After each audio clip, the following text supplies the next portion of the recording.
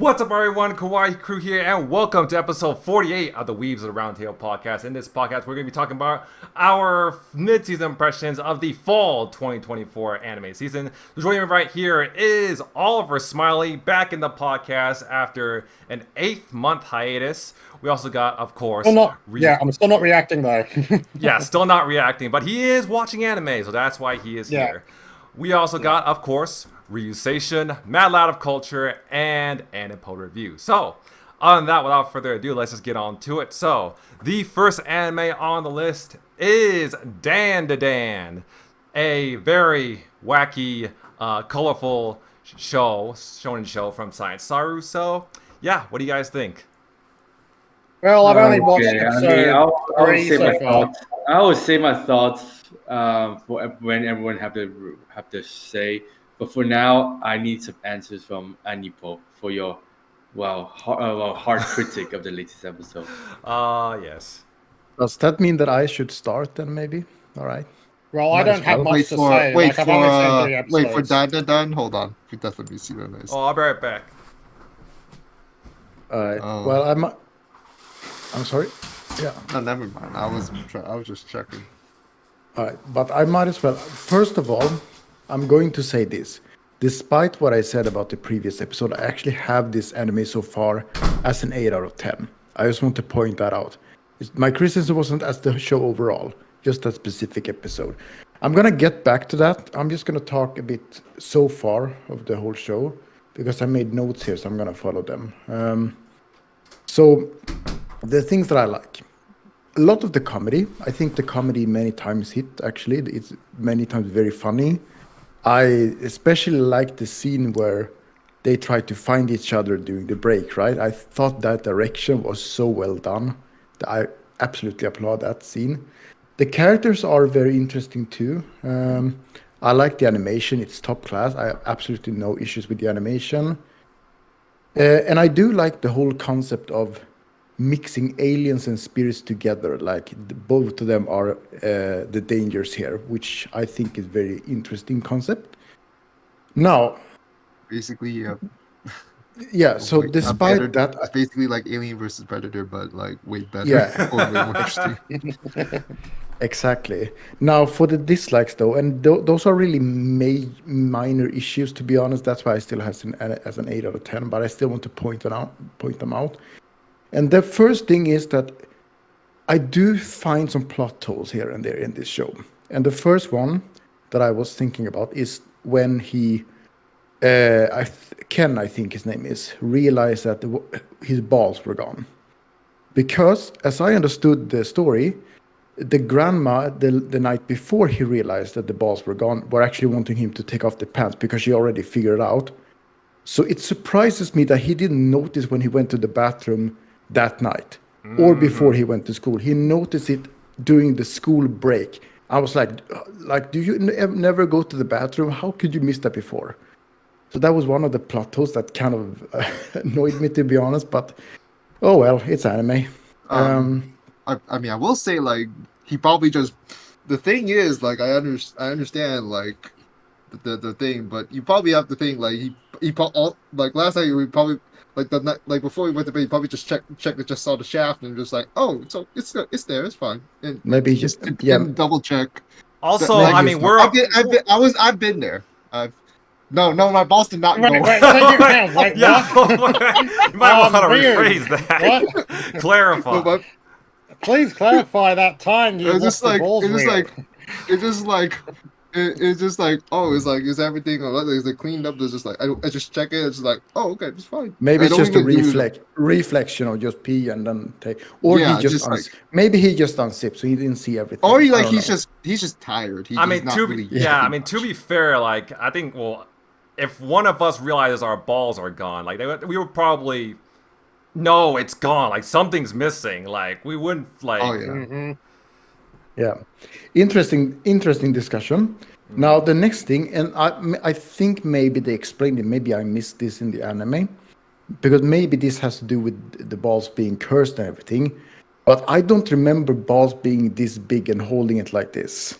They're usually this big, right? But the girl was holding it like this, and that is also something like, okay, But that might be the curse. That It's just in the anime, aren't the balls in the anime like gold or something like that? Yeah. Yeah. I was thinking like he needs the other 6 ones to have Shinlong come and grant the wish, but it's probably just the nature of what happens when she took them. It just turned out much bigger that way. I still think it was part of the curse. Yeah, but I was still like, well, I don't remember this size. Either that or Ken really does have some really big cojones. Yeah, especially considering how short he is. Also, that's impressive. Mm-hmm. Yeah.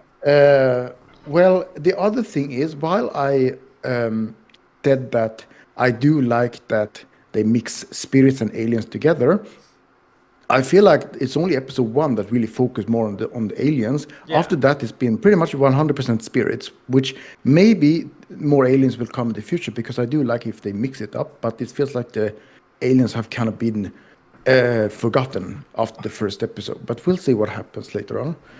Now, for the thing that we discussed now, the latest episode, I'm going to say my thoughts a bit about this one. So the way I know a lot of people found this one to be really sad, really emotional. And I was actually very clear, both in my reaction and on the platform X, that I do understand that. And I actually said that even I felt partly emotional when her child was taken away. I want to point that out.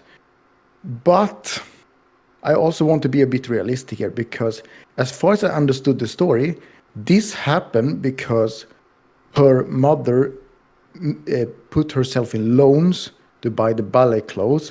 And I don't even remember her kid even asking for the ballet clothes. It would be one thing if she bought them by her own money, but as I understand, she didn't. And then that's why they came, right? Because she didn't pay her debts and then took her child away. So that's why I cannot feel 100% sympathy for her, because she kind of put herself in this situation. The next problem is that the mother, when she was the spirit, right? She actually almost tried to eat her daughter, and she actually kind of killed her daughter. And then we see her sad backstory, and then after the direct moment when she almost killed her daughter, she's like, "Oh, I can save her life." Like, what was the point of you even trying to kill her in the first place? Like, I thought that part was kind of rushed. Now, I think Ryusation said something very good here when we discussed this in the Discord channel, that maybe the author just, we had so many wacky episodes before this with a lot of comedy, so the author was kind of wanted to change it have sad scenes. So I can understand that, but I feel like it was kind of rushed, that episode, to make it completely work. I understand the point of it, but I just couldn't really feel the emotions, considering all the explanations that I've done before about how I felt. That's really what I can say about that episode. And the last thing that I guess I have criticized a little bit with this show is that while I do enjoy a lot of the comedy, there are parts of the comedy that is a bit immature for my liking. It's like, it's too much focus on what is. I'm going to have to quickly butt in and just quickly, and say I actually think this manga was actually made for teenagers anyway, so it kind of makes sense because it's PG-17 when I looked at it last time. But the thing is, like, we've got the manga at work, and I've got 2 colleagues who have read it, and they've gone like, yeah, this makes no sense, and this. Like, the comedy is not that great. So, I think it's not really aimed at us. That's the thing. So we're watching it, and we can go and find parts that are funny, but I think there's going to be parts that are going to be like, no. Yeah, that's kind of what I mean, because a lot of the comedy is kind of focused on what is, or in this case, what isn't in his pants. And I think I would have found that more funny if I was like 12 years old. Yeah, but exactly. I don't. And that's why I find it so weird that, if I remember, I think I saw it on Crunchyroll that it's like PG-17 or something like that. What? Well, on Mal, it's rated R. Yeah, that's very weird. Anyway, but still, those are minor complaints. That's why I still have it as an 8 out of 10, because I still see a lot of potential in this show. So I still overall enjoy it, but there are some things here and there that I still criticize. But that's pretty much my review of what I think. Yeah. Well, as I said, I can't really say much. I just watched episode 3 yesterday, so I've just met the grandmother, who doesn't look like a grandmother at all. Like, she's pretty much except for her hair, though. Her hair looks very granny style. Like, she reminds me a lot of from Naruto. Tsunade. Susanne. Like, you're meant to be in your 70s and yet you look 40. So, Damn right. What the hell? But yeah, it's anime. Like, it's anime. Like, I'm enjoying it. Like as Ruben mentioned, the comedy is a bit hit and miss. Like, there's going to be some things that are meant to be funny and I'm not going to laugh. But I'm more invested in the story than the comedy. So the comedy to me is just an added bonus. So I'm more interested in the character development than anything else, really. Okay. But again, I can't say much because I haven't caught up. Mm-hmm. When I first was going into the anime, I wasn't sure how to feel. I knew it was going to be a fun ride, but I didn't know how much I was going to like it or not, because like the manga is a separate deal, where I'm just like, it kind of feels iffy here and there. But I feel like the anime adaptation elevates it. Like the most recent episode, spoilers if like they during that part with Silky, I didn't feel anything when I was reading the manga.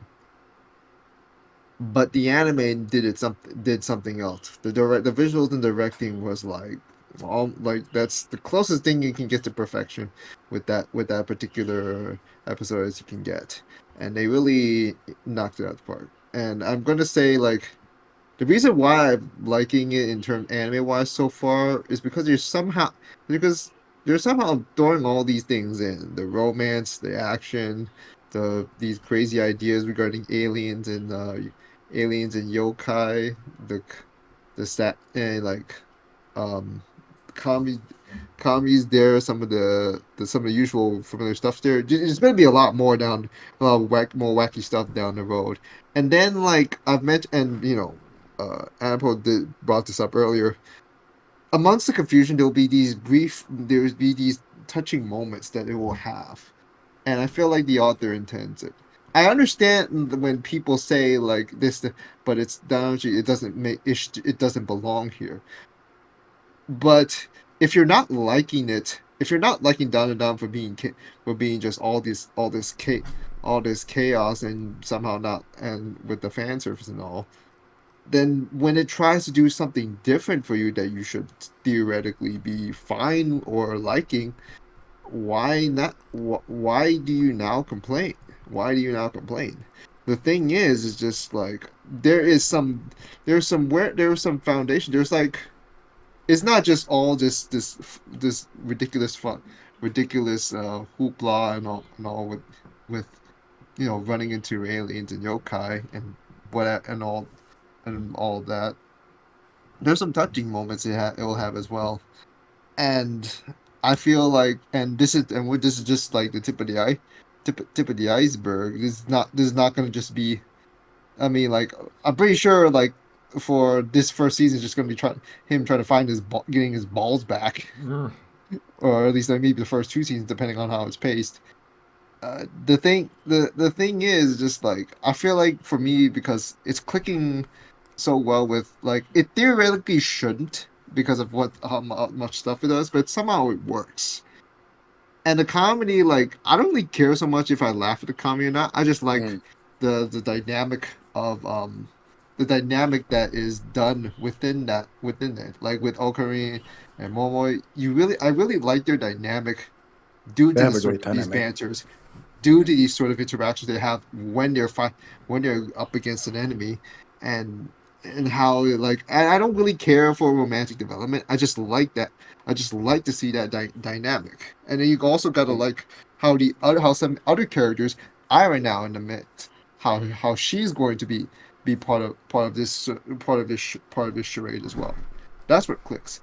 I can get why people don't, because of me not being particularly too crazy about about it manga wise. I can understand why people may not, be particularly liking it. But you can.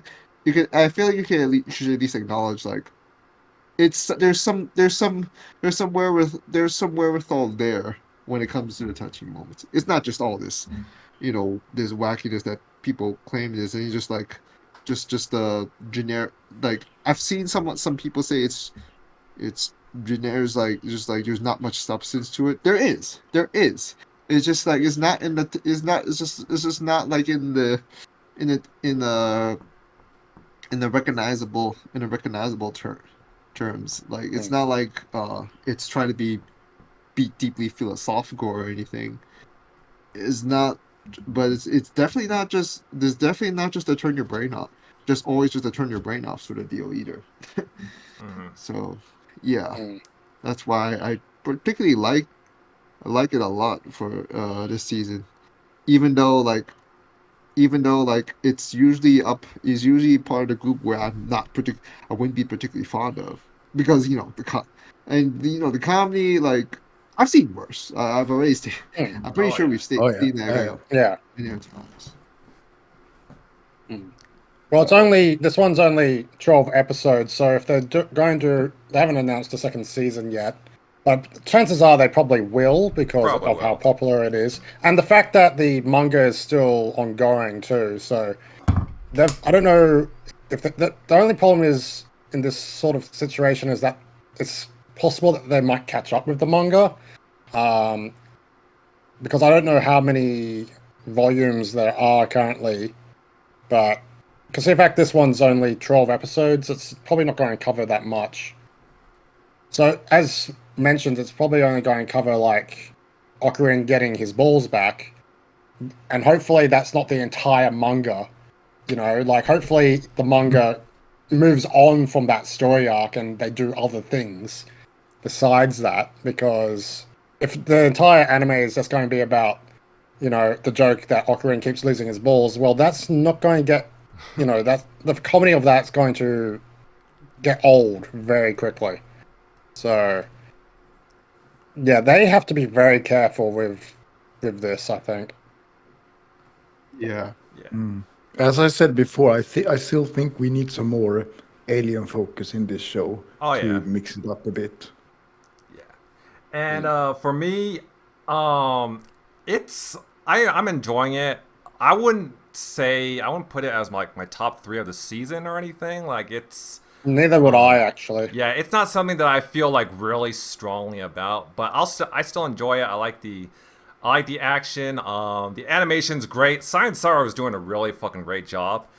In fact, I wouldn't be surprised if this ends up being like, obviously it's way too early to say this, but I wouldn't be surprised if this ends up becoming Science Sorrow's moneymaker. Because I know before this, many people, probably don't even know about Science Sorrow, but those who did, they probably know them for like Azoken, and Devilman. I know. Crybaby. Yeah. I also know them for Yuri Deco, even though that show was pretty mediocre in my opinion. So yeah, I think might be which one? Wait, which one you said? Yuri Deco. Yuri. Oh, I think I dropped that one. Oh, I'm not sure. I'm not sure if I can blame you for that. Oh, let me check. I think I know which one you meant. The one with the futuristic. Yeah, it was the one where like it's kind of like futuristic. Yeah, that was mid. That's how badly I forgot about it. Yeah, this one. I don't really blame it because I don't remember much from that show either. But yeah, so yeah. Anyways, I think this might be like the most, at least one of the most high-profile Science Saru shows that we've gotten in recent years. The thing is, and then I don't know if people know, and anyone else knows about this. They've actually signed a I think they signed a deal with I remember they hold on. They signed a deal with one of the big corps. They're not really they before they did that before Dandadan came out, they were still kind of like a free kind of like a studio that is just funding themselves. That is just funding themselves. And now apparently like not too long ago, I think it was early this year, they signed up with one of I don't know, it was I don't know which studio they signed up with, but I think it was it was Toho Anime. They signed a deal with Toho Animation. They actually Toho just acquired them, and so like a lot of people there's a lot of negative feedback because now like they're just worried like Science won't get much creative freedom anymore and all that. It's just going to be like a churn. Like I don't think it's as black and white as people think it is. It's just that because like Science is what they're doing right now, they can only do so much just doing it by themselves. I understand like it's not favorable in terms of creative freedom to be funded by a bigger company, and that's an issue that's a hot topic that goes on when it comes to discussions about the anime industry. I feel like it does give them a cushion though, whether or not this they get creative freedom it gets hindered down the stretch is only time will tell. But it doesn't look like it's really there's any of those repercussions at the moment. I think there will be. I think there will be soon because I think Japan is now changing a bit, and especially with what just happened with Crunchyroll, and that whole debacle with opening a voice actor's mail and sharing out treats and stuff. Yeah, from what I hear, I think. Yeah, but I could be wrong. I could be wrong, but I think Japan. That's just. I think but I think that's the thing. No, Japan has heard about this, and I think they're a little upset about that. So I think Crunchyroll, they're done for now because I think Japan. I've heard Japan. Some ministers have gotten together about it and been like, "Yeah, Crunchyroll, you're in our sights now. You're in trouble." So we'll see what happens there. I don't know. I don't think whatever is happening to Crunchyroll is necessarily correlating to whether or not that creative freedom for Dandadan is going to be down. Like because Japan's got their own broadcast. I know. Like I understand. Like Crunchyroll does have its does have in part like they did fund for like one of the Shield Hero anime, for better or worse. But I feel like they funded quite a lot of shows actually. Yeah, but the thing is just like in the end, it's still for the shows are made most firstly for the native audience and not so much the global audience. Again, that's changing again because Japan is also going to become more westernized, it seems, and especially with I think that's a really bad idea. Yeah, with ecchi stuff, they've gone, yep, we're going to listen to the Americans and be like, yep, we're going to get rid of ecchi because that's bad. The wrong way to go. They should be, first of all be for the Japanese audience.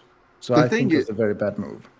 Yeah, I don't think it has anything to do with the. I'm pretty sure it doesn't have really anything to do with Toho Animation acquiring. That I feel like is the thing with the thing with the Crunchyroll right now and the whole censorship thing. That's a whole new deal. And I don't think Japan. No, I don't think like I've gotten the news. I've actually seen some news that the ministry have already just. I've done this big meetup addressing about some of these people trying to Yeah, that's what I'm referring to. Trying to, because and I don't think they want to do that. I don't think they want to bend to that. Whether or not they'll be able to get out of this is still up in the air. I hope they don't bend to these dudes because like they have no business trying to meddle with Japan's way of things because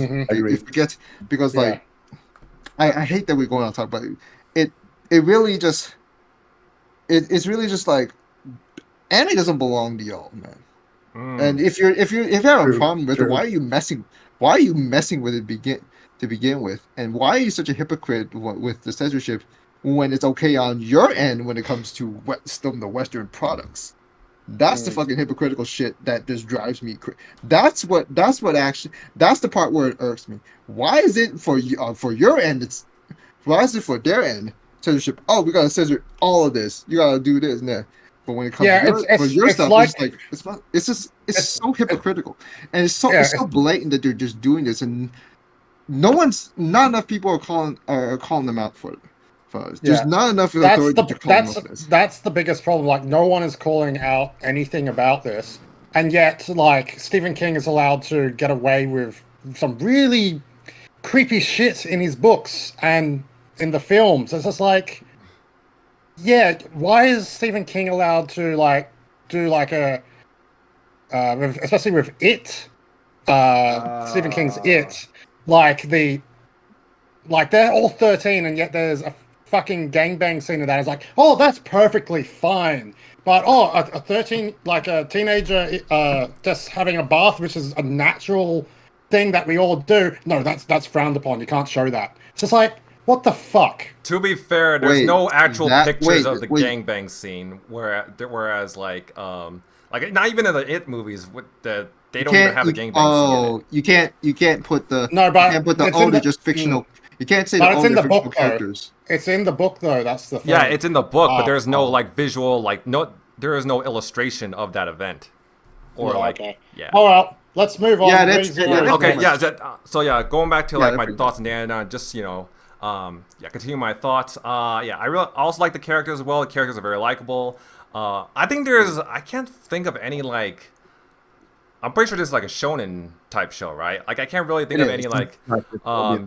I can't really think of any shonen type shows where like there is.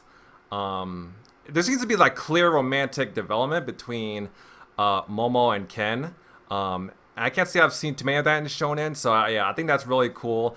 I will say though, I did mention this in Memories Discord, but some of the thoughts Ken has regarding Momo, especially when he says like, "Oh, what if I'm just like another friend to her?" Because she has just so many friends and she's just so popular and all that. And I'm like, bro, this is just like looking at my teenage self. This is just looking at my middle school self because like. It is pretty relatable to me because admittedly I too during my grade school years I've developed some crushes against girls that are pretty popular in the school, so yeah, and I kind of have those same thoughts. So it's almost like looking at a mirror. It's I don't know how I feel about that. Now I will say before I get to that, I do also want to talk about touch on the OP. The OP is another OP. Oh, the OP is amazing. That was a great OP, actually. I agree. The thing, I don't really care much about the. I know this is gonna be like I didn't care much about the song itself, but the visuals are fucking nice. Yeah. I think the song is really great, actually. If I have one, this is not a criticism against Dandadan, but if I have one criticism about modern day anime. When it comes to OPs, is that nobody fucking translates them anymore. All the old 90s, 2000s anime, they all get translated. They were all translated. These days, it's like, it's because they're lazy. It's because you're lazy. The fans, you have to rely on the fan subs. If you're, not even the fan subs do that. I've downloaded. All right. If you're listening to this and you do subbing, for the love of God, start translating the OPs and EDs again. Okay? It shouldn't take that fucking long. Start doing it again. Do we really need that though? Like, I'm just listening to this. I want to know what the lyrics of these songs are. I don't want to just look at the fucking visuals all the time. Like, if I'm going to, like, I might as well skip the OPs because, like, I've seen them. I mean, a lot of people do that anyways, so that's probably one of the reasons why it's not really subbed all that much anymore. Yeah. Well, it's not subbed at all anymore. That's the thing. But I'm like, bring back the subtitles for OPs. Seriously, it's about time we stopped being lazy about it and actually did it, because there's actually some people out here like me who do like to read the subtitles of the OPs. Anyway, Okay. so I just need to get that off my chest. It's been No, I get it. annoying me for a while. Like yeah. All I right. get Yeah. ya. The priorities. Exactly. But yeah, I will say, because of that OP, I really do feel like it's kind of crazy to me how much Creepy Nuts is. It seemed like they're gaining in popularity because also, as many guys all know, they were also responsible for the Bling Bong Bong Bong MASH Season 2 OP, which is, of course, wildly popular. So, All of the yeah. night. Yeah, also Call of the Night as well. That's probably the first time many of us have heard of Creepy Nuts. So, yeah, they're definitely gaining popularity by the looks of it. Now, I do want to, before I end my thoughts on Dandadan, I do want to go back and touch on Anipode's points that he made. Now, I did respond to his points in Memories Discord, but I do want to mention them here because I know not a lot of people are in Memories Discord. So, first of all, the point about the whole her buying the dress for her daughter. To be fair, we don't know how much she actually spent on the dress, and we don't know if she actually did go into debt. She did though. She had the envelopes with the money. They showed it. They showed them in the episode. Wasn't the envelopes from like her prostitution business and like from like her other like jobs as well? I mean, I don't think. No, she was paying off the debt. Yeah. Otherwise, she- they wouldn't have okay. visited her. Yeah, but we don't. But the thing is just like, she decided to this time to buy the dress for her daughter instead. Mm.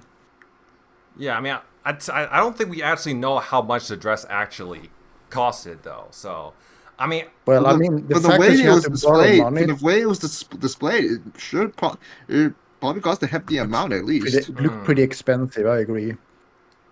So I think that was one of the main reasons why they came afterwards, because it was very luxurious clothing, and she couldn't afford it without the loan, and she just wanted to make her daughter happy, which you explained. But there are other ways to do it than to spoil the daughter with the money that you don't have. yeah, I mean, That was my main point. I guess if she did actually spend like a good portion of her loan money for the dress, then yeah, I guess I can understand. I mean, because there are probably much cheaper dresses out there. But yeah, from my point of view, during the time of viewing, at least, it looked to me like it was nothing more than making a parent making her daughter happy. I'll be right despite back. the circumstances. Okay. So yeah, that was one of the points. Now the second point he made, where she wasn't where Acrobat Silky at first wanted to eat Ira, but wanted to save her afterwards. To be honest, I do kind of agree with him. I do think that could have been explained better, but I think what was going on there was that Ira needed to be alive for Acrobat Silky, because Acrobat Silky said in the episode that by devouring Ira, she and her can be like whole. They can live together as one for like the rest of eternity or whatever. However, now that she saw Ira dead, she can't fully accomplish that, so she figured she might as well sacrifice herself so Ira can live on. So at the end of the day, I think what it comes down to is Acrobat Silky's twisted love for Ira, even though Ira's not really her daughter, of course. And then the third point, I don't think you need special powers to see yokai, because if I recall correctly, Turbo Granny started off as an urban legend.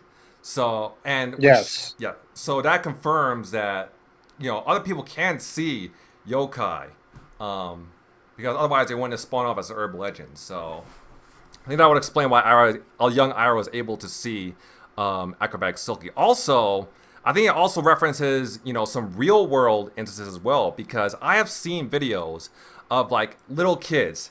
They're on camera talking to someone that isn't there. And when the parent behind the camera asks, "Oh, who are you talking to, honey?" or something like that, and they will be like, "Oh, I'm talking to Granny," even though Granny's been dead for like 5 years or something.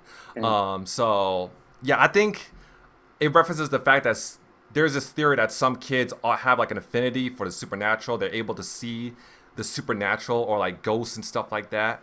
So I think that could be the case. That's kind of what I pointed out actually also when I did my review on the episode. Oh, really? That might be a specific reason. I did say that.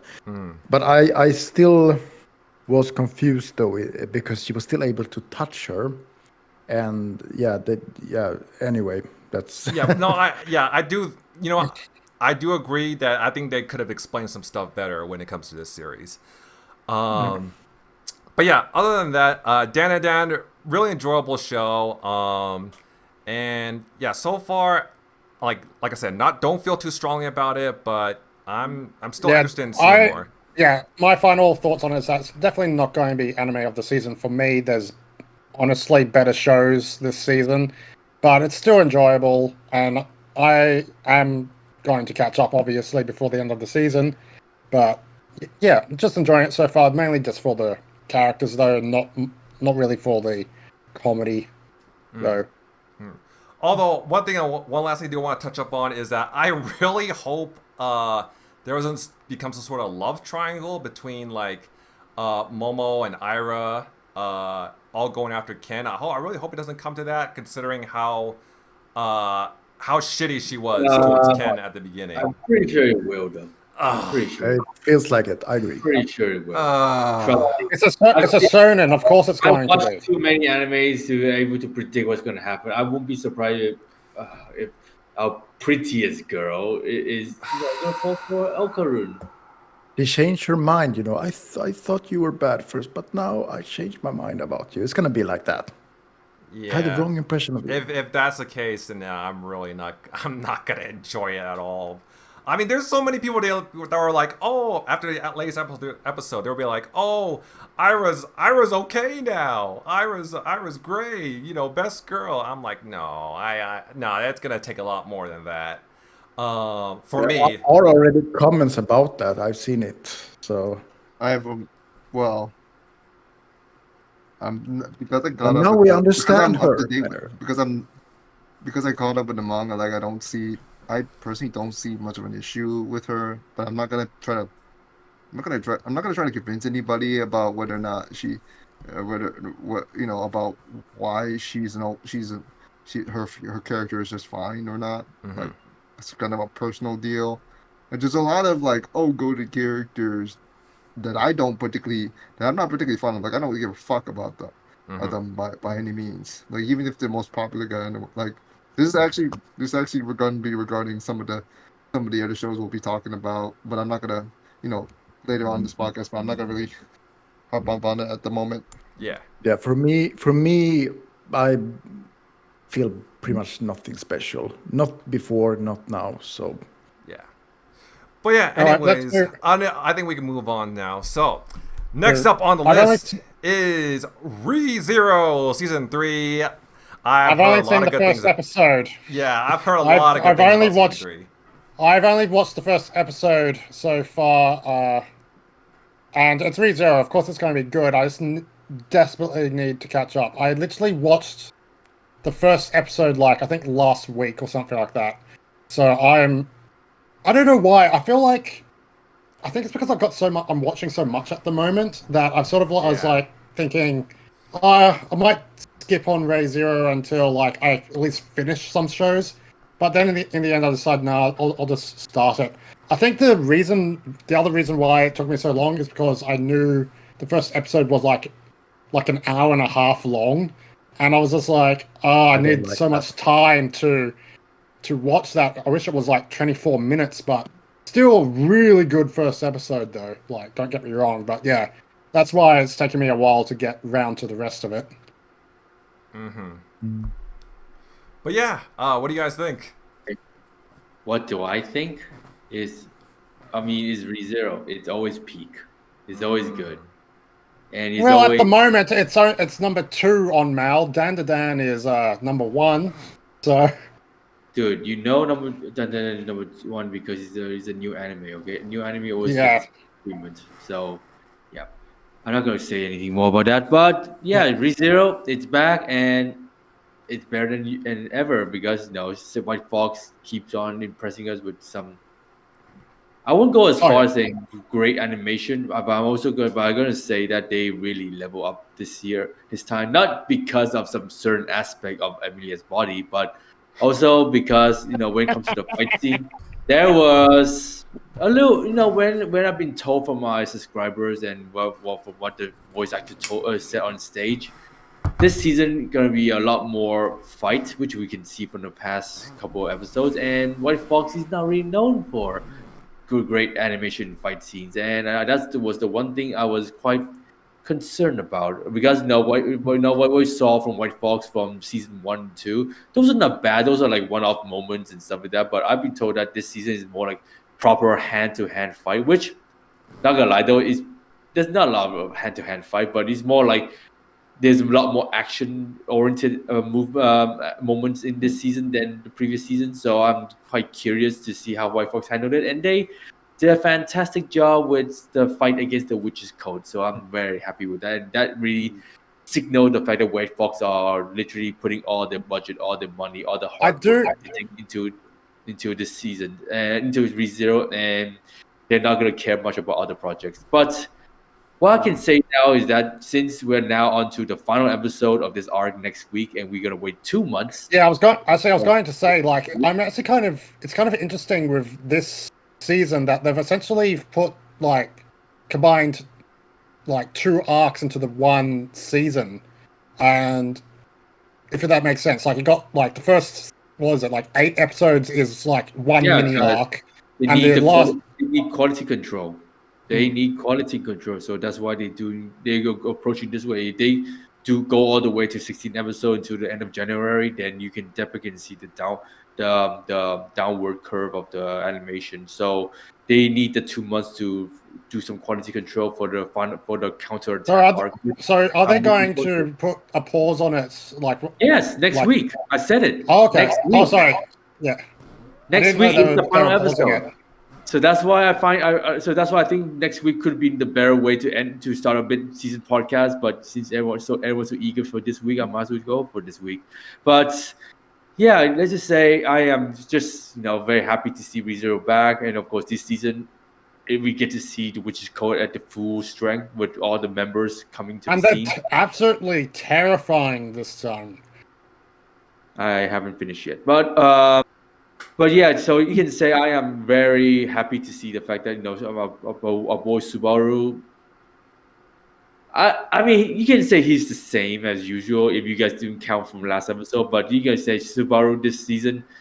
I feel like he's taking more initiative to be more of a knight than compared to the previous season. Previous season is more like him trying to impress Emilia, trying to help her as much as possible. But this season, from what I can see, he's trying to be more open-minded over everyone, trying to be the hero to everyone. Of course, he had to impress Emilia and be the knight that protects everyone. So he did his role.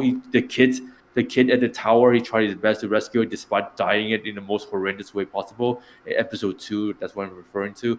And it's just seeing my boy Subaru being a bit more heroic this season is incredible. Although it's very risky, but it just goes to show that he really taking more this sort of courageous approach to most of the situation against the Witch's Code and saving everyone. And of course, the biggest part about this season is the last episode was his amazing I have a dream speech. And I have a dream that everyone should stay calm and let us deal with the Witch's Code. Be optimistic and start complaining here and there, or else you guys fall right into Witches of Sinner's charm or something. So you can definitely see that Subaru this season is a lot more likable, I would say, question mark, compared to previous. Remember this, I never really liked Subaru even after what he did in season 1. Season 2, my heart started to change a little bit for him, but then season 3, damn, he really is a new Subaru. I mean, of course, he got 1 year to better himself, so it really paid off in the end. So this season I'm really enjoying it so far, and not just because of all the Emilia scene, and of course Emilia getting a lot more spotlight, even though her fight scene was very good. Yet I expected it to last a bit longer, but of course, every villain's tactics nowadays is to use hostages to distract anyone. So I was a bit angry with that scene, but yeah, let's just say I am very happy with this season. I mean, of course, this is only 8 episodes so far, and so far is quite amazing. Even though some scenes, well, the one thing that I will say that this season really put season 3 at the highest pinnacle is the voice acting. The voice acting by Oyuki. Let's just give Oyuki a big shout out, man. Oyuki for Capella, man. Boy, I haven't seen her voice act like that's not since Tanya. Remember Tanya for Yuju Senki all those years ago? Oh my god, Yuju Senki was so enjoyable, mainly because of Oyuki voice acting, and she brought back Tanya's voice acting skills into the season, into Capella, and Capella gave us one hell of a scare in season, and how she dealt with Subaru, and of course you can say stepping on her boobs is not the best thing, but it was pretty much the only thing that people talk about from that episode. But it was quite a scene of Capella and how she tortures Subaru mentally rather than physically, and just try her best, just trying to torment anyone that really gets in her way, and of course it allow her to enjoy her time. So Capella, in addition to the story, not gonna lie, it's fun. It's very fun. I can't wait to see how they deal with her, especially Garfield in this case. Now, I'm pretty sure Garfield will be the one to fight her next in the counterattack arc. And while that, though, I would say Cornelius. Well, we haven't seen much of Lee yet. Lee is just there just to taunt Subaru over memories. But I think Cornelius, I don't know. Like, he captured Emilia, stripped her naked, and told her that you're my wife, and the wedding is next episode. And that's about it. I haven't really seen much about his power other than he can use some sort of gravity-like power. But Cornelius, obviously, first impression, he's a dickhead.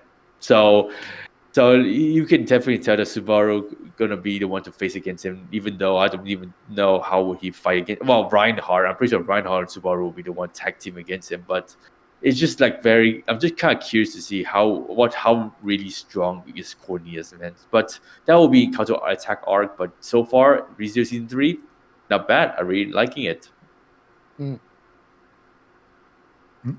Any other thoughts? Next. Well, I don't have much to say. I enjoy it. I think it's a good season. I don't like episodes that are more than they have to be. I have other stuff to do than to watch anime all the time. So I'm not a big fan of overly long episodes, but it is the way it is. I think it ended in a good way, though. To first start with a lot of peaceful stuff and then just end it like that. That was actually very well done. It was dude. The reason for 1 hour and a half is because they need to get the boring stuff out of the way. And obviously, I won't call it the boring stuff. It's could have good. the boring stuff. If the 1 hour and a half episode was into 25 minutes episode each, it will be 3 episodes in, and people will start to complain. Until the last scene of the first episode. So that's why I think ReZero directors saw it this way. Is they want the people to start talking about ReZero already. So that's why they decided to add that. It turned into 1 hour and a half, get the stuff out of the way, and then focus on more of the stuff that maybe people looking forward to. The last thing I will quickly say about it is that I'll be very, very surprised if we get to episode 16 and we have not seen another cult member get wiped out by Subaru. If that hasn't happened by episode 16, I'm going to be very surprised, because I have a feeling this season we're going to see another cult member get wiped out. Right. Don't know who, because they've introduced quite a lot of them this season, but one of the other cult members is definitely going to die this season. Well, just wait until end of March to see that. March? Right. I don't think that's the thing. I think this is going to go. Like I said, the next 8 episode will be starting in February. I've heard January. February. Okay. All right.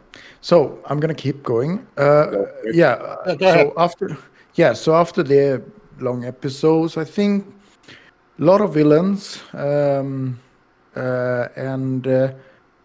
I would say it's a solid season. One thing that I noticed this season with Subaru is because I think about the first season and the second season where he pretty much was all by himself. He had to do a lot of things by himself because he didn't have the trust from everyone else then, and the way he suffered and everything like that. This season, he has everyone's back, right? Or they have his back. I mean, they're very supportive of him now. So I think that makes it a lot more easier for him because we've seen how he struggled in previous season. Even mentally, he had a lot of problems.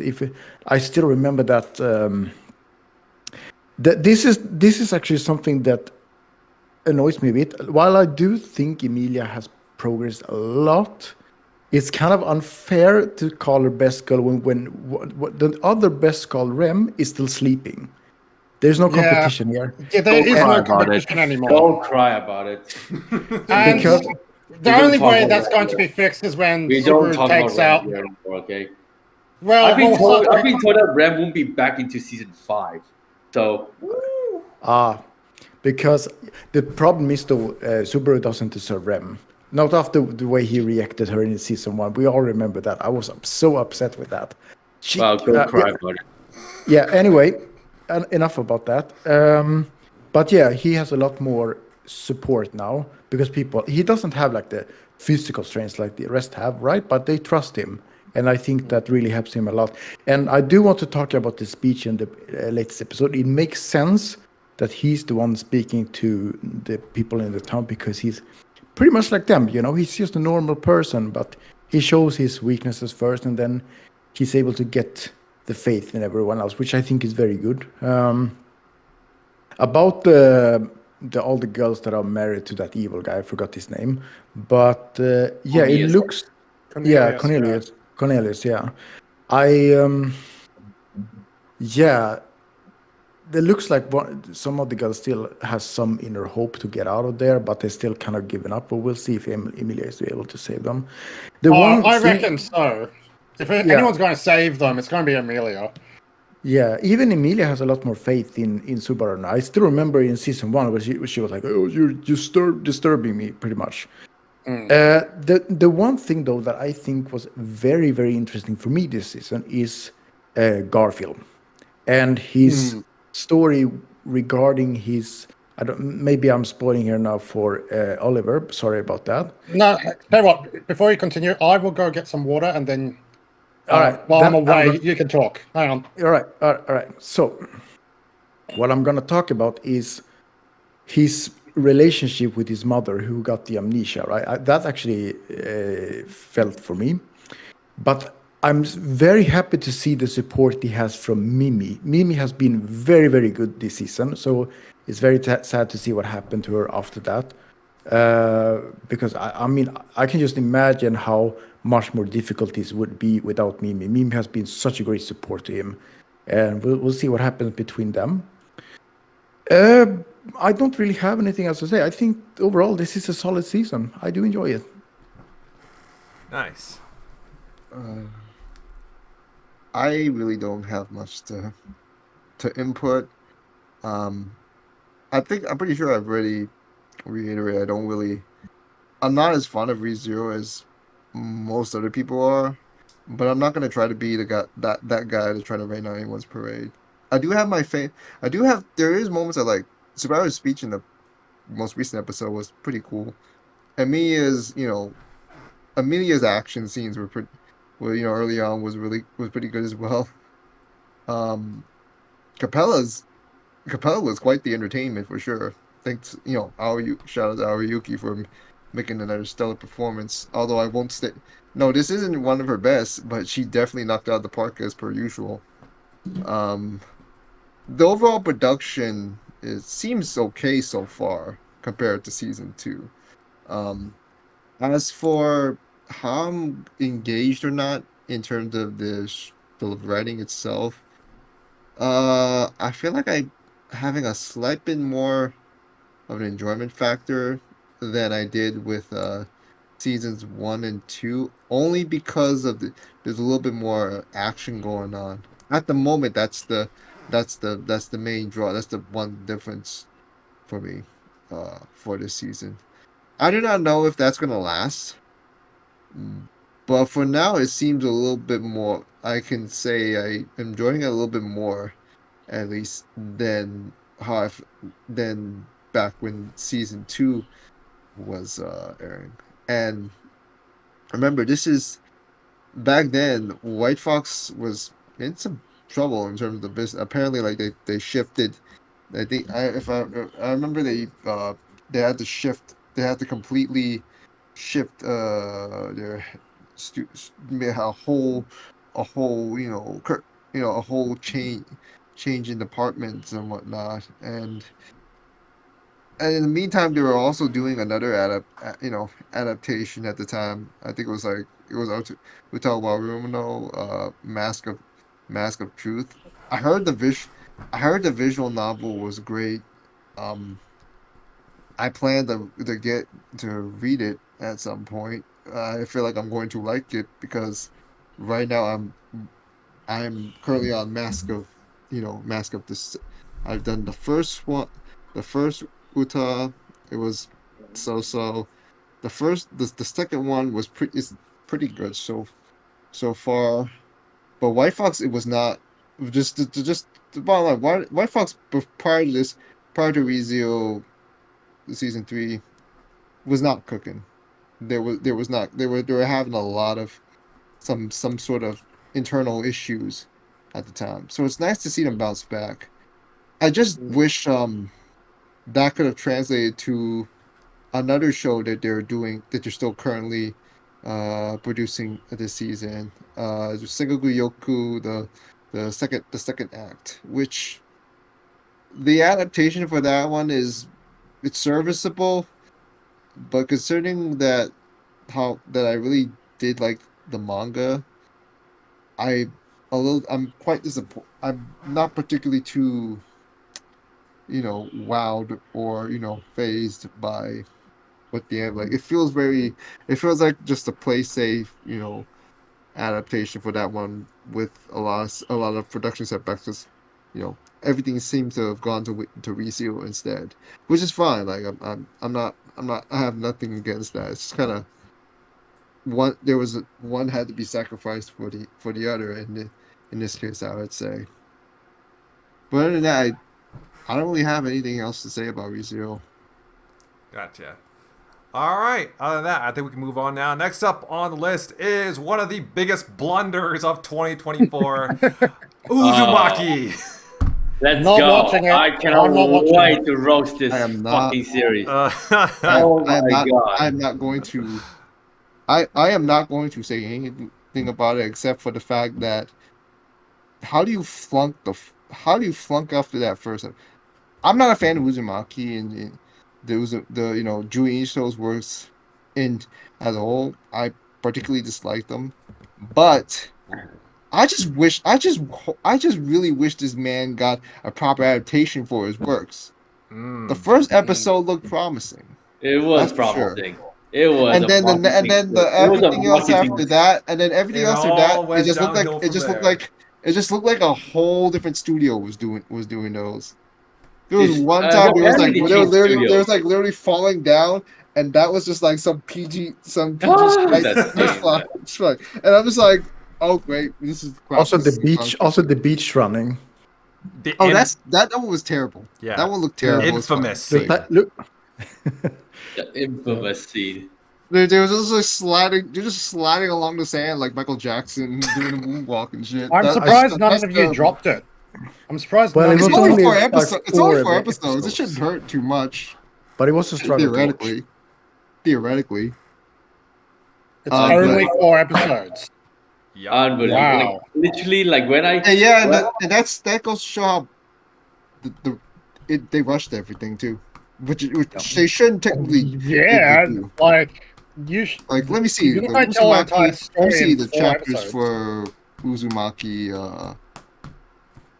I've read a little bit of his work. Like it's okay. Like I'm not really a fan myself. 19 chapters listed. Trying to squeeze 19 chapters into 4 episodes. Yeah, good luck with Yeah, that. not happening. Not happening at all. Especially when when all those chapters are pretty are pretty thick from what I remember. So yeah, not doing a good job there. Like it's not just the production that fell apart; it's how they're adapting it that is why it fell apart. Everything was just like forget the whole bad anime. Like it was like a whole circus of shit of shenanigans going on because there's no correlation with scene by scene because they're just rushing shit all over the place. I see what's happened here. There's literally 2 studios listed for this thing.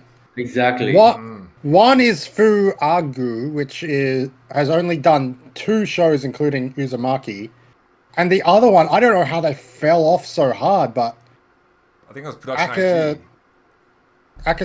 Akatsuki, the one that did Hiramatsuri and a few other shows. Like, wow. Yeah, that's a break. Yeah, that's a total breakdown in production. They had like several years of production to do this. How you fuck that up? Wasn't it like 4 years in the making or something? Yeah, they actually went with the video out where they said it was like, announced in more time. 2019, if I remember correctly, and then Yeah. and then look how far it came. So the first episode, not gonna lie, was creepy. I get the vibes already of what this manga has in store for us. I was like, okay, so the first episode is this good, then I'm expecting episode 2, 3, and 4 to be even better because 4 episodes. How do you fumble 4 episodes? How do you fumble just 4 episodes? 4 episodes. Just how? We're not asking you to do 12. We're not asking you to do 20. We're asking you to do 4, not even 6. 4 episodes. And all it takes you to put all the budget you have for the past 5 years into one 4-episode season. That goes to what we get. This has to go. I've seen some of the write-ups. Apparently, something went wrong with the management, particularly during the COVID pandemic. Oh yeah, of course. And they were just like they had to make a decision: 1, either cancel it; 2, just release them as they are. Whether or not they look bad or not. And they chose the latter. They chose the latter, and they really should have just cancelled it. Yeah, exactly. But I think the reason why they decided not to cancel it is I have a feeling that Junji Ito actually asked them to please just keep the project going or something. I don't care how long it takes you guys to animate, just keep it going. Or maybe because why would just keep going on if it's going to be another shit adaptation? Or just maybe the studio said, you know what? It's only 4 episodes. We can do this. We're gonna delay until we get this right. What do we get? And there has to be some internal strife going on to just fuck this up royally. That literally. I mean, don't get me wrong. I am not a fan of horror animes, but when I watched Uzumaki, I just felt more weird. I just watched it like this. What the fuck? I'm not even scared. I was like, what the fuck? I laughed at some weird. of the scenes. Yeah, some of them were just straight up comical. Even the first episode was pretty goofy in its own I mean, first right. episode was like, okay, I get the vibes now. What we're getting to. Episode 2 was like, so am I supposed to be scared or is this gonna feel weird about it? Because not gonna lie, all the circle things, it's disgusting. Don't get me wrong. I get the horror aspect of it, but the way they execute that scene is just so weirdly, so weird. Felt like a kid's just animated that scene and just say go for this scene and just oh my god, dude, bro, trust me, I hate horror animes, but this is not horror. This is just comedy. This is pure comedy. So pretty much. I agree. And although the final episode was more like, what the fuck is this final episode? So they double suicide, they die together, and the hotel turned to Uzumaki. Wow. And they did not come back for their son. They said they would come back for their son, who went down the hill as a snail. They never went back for him. They promised him. They lied to him. Oh, It's so just fucking like, And we didn't even know what like, happened to him why? after that. It just the curse stopped. Did he survive or what happened to He's him? after living that? his best snail life, I guess. They didn't even show him. And also, it's I dead, still it is find so it dead. hard to believe that people decide to move back there after the curse is gone, and then the curse come back. And also, we had like the houses were like the Uzumaki, right? Well, after the curse, the city was back to normal again, like nothing ever happened, which is very weird to me. What The whole else did thing, I? and then the whole thing of let's just die together with the curse. Yeah. Yeah. No build That up was to that. that was fair. I actually saw someone on Twitter put a picture of the first guy in school who turned into a snail, and they were like, "Oh, put some salt on him." I thought that was very funny. And what else did I say? I also noticed the bad animation, like with the beach scene and the scene where he was falling down the hole. That was so weird. I started laughing. What I'm else just did I? like, what? Well, yeah, I guess the first episode was okay, not more than that. But considering all the time they needed, I think one of the directors or something like that even went out with the video where he was like, "We need more time to make this exceptional," and then we end up with We need this. more time. How much more time do you want? Yeah, 5 years is already a long time. Yeah, and like like there was no real point in In the fact, story. It was I actually forgotten this anime was I'm announced. starting to think that longer production doesn't necessarily mean better if the management is bad. no. If the mat like I said, I keep saying this. The management has to be bad to fuck this up with even with so much time on your hands. And we got to You can't think say- about something else here. They didn't even use for a lot of time they had, and the fact that they didn't even have to use colors. They used to use black and white, and still it ended up the Oh the way yeah. it That's did. even. Oh, Yeah, that's now- true though. That's true. Not black and white. Like, According to come the on. manga, yes, but that's one way to look at it. But I don't know if this is a manga actually. But yeah, I don't have much else to say. This was a big Uzumaki is a disappointment. manga, yes. Yeah, so like the black and white. Well, like we're making it according to the manga, right? But Yeah. no, I don't have anything else to say. This was a big disappointment. I watched it because it was 4 episodes, but it was a struggle, big struggle. I'm completely skipping it. I have no interest in watching it. Yeah, that's for the best. Just watch the first episode. No, and, no, What? no. Just no. Why would just a thing? No. Get out. That's fair. Yeah, for me, I don't think there's really anything I could say about this show that hasn't already been said already. I said this during the final episode. If I was Junji Ito and like for the Junji Ito collection to this, if I was Junji Ito, I would seriously consider prohibiting the anime industry from ever adapting my work because of how disastrous this is. In fact, I remember No, a lot of people joking. Any creator, in my opinion, I don't care the circumstances, should be allowed to put a stamp and say no if they're gonna feel like their work's gonna be butchered. If they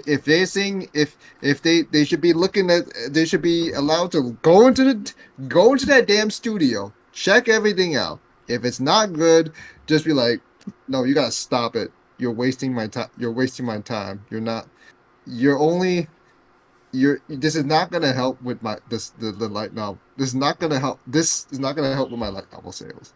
It's definitely didn't work out with all these seasonal, fantasy or isekai stuff. Like, did they really raise the light novel sales for any of them? I doubt it. I doubt it with most of this. So like, I feel bad. This is a notion, and one anime.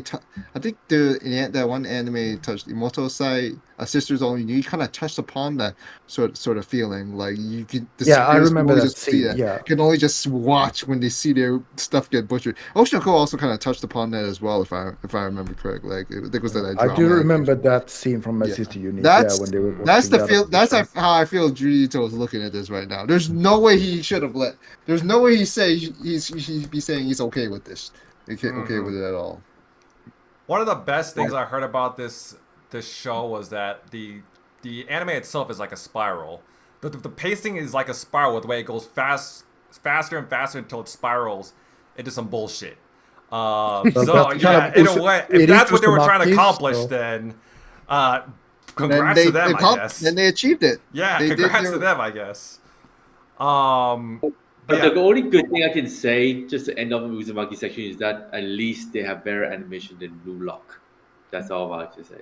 That's really? not a high, We're that's gonna not get a to high that one bar. later. That's not a At high least they have bar. more animation than Blue Lock. That's all I'm saying. Right Really? now. The animation's that Yeah. bad in Blue Lock? Yeah, Blue Lock is that. Watch Blue Lock. I think we're gonna get to that one, maybe. Yeah, we Oh, are getting to that one. boy. Oh, you're about to boy. see I the don't think we ultimate are. rant. No, I'm pretty sure Oh, I skipped no, that we're one because no, we're skipping it. Oh, sorry. Yeah, we're skipping We're that doing- because I know you guys don't have like a lot of good things to say about it.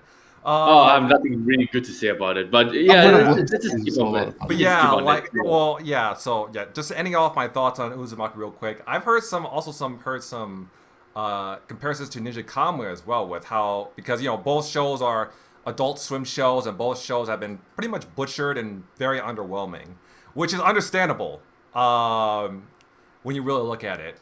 So yeah, Uzumaki. I mean, yeah, I understand. Like, yes, there are some. Don't give Adult Swim any Japanese anime ever. Yes, Please. yeah, I would agree. Yeah, just leave it. Like, they were good in the 2000s, but now, yeah.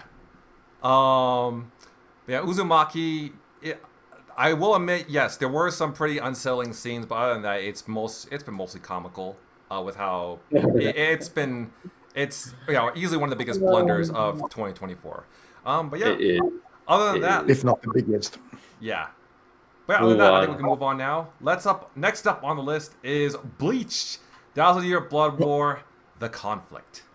Wow, boy. funny enough, I just finished uploading my reaction video to today's episode, so I'm up to date already. Yeah, this is actually like, I know I let's say this is like this is literally my favorite show of the season. I know it's a biased thing, but I can try to at least list some of the notable reasons here. One, the directing seems to be getting a lot better. Not just, and it's not just like here and there. It's just like it seems to be steadily getting better. I'm not gonna say it's perfect and all, but it Well, you seems say like they're better than the doing. manga. This is what I'm gonna get to that. So like the animation, the storyboard, it seems a lot better than what it was in Core 2. Core 2 had so many problems because they only had like a 6-month gap at best to make that one, and it ran into a lot of trouble. For part 3, they at least had like around a year, which should be good enough. To get things going, even if they're not finished. Still not finished at the moment. They can at least get things out on time. So yeah, that you can see there's a lot. Things are a lot sharper. They're not relying on shortcuts, like shortcuts in terms of the action scenes or anything. They even have some nice animation during during just characters just talking too, which is some of the times, and that's not usually something you see in modern in Bleach, especially in this new Thousand Year Blood War arc adaptation. Number 2, and things are still kind of flowing, and this is kind of the part where, and this is also kind of the part where like the stuff picks up, because they're like, at this point in the story, this is where like the conflict kind of really rises there. It's like it doesn't feel like it doesn't feel like the the good guys are gonna pull that through somehow, but they're not like gonna have. It doesn't feel like they're gonna get cop-outs, because the enemy is, of course, the Quincy's are they're really have cracked down. They even took away their very advantage of the Shinigami. So that says a lot how they prepared. That's the kind of enemy that they're up against. And so like you get, and then so you see how some of these fights, how they'll go down. It's gonna be really interesting to see how they play out. It's kind of like it's also kind of like a mind game as well in that regard. And this is something you also have to pay attention to as well. It's not just like action. There's like, I feel, and this is where I feel like some people try to hate on Bleach because they're not looking into things. They just only look at things on the on the outside, especially some of these newer anime fans. I hesitate to call them fans, to be honest. But I feel like, because I've seen some people complain about like, why didn't Ichigo try to why did you do this and that when they're not looking into why it makes sense for them. Like I'm just like, it was like, why didn't Ichigo kill him? That's his that's his homie. That's his homie.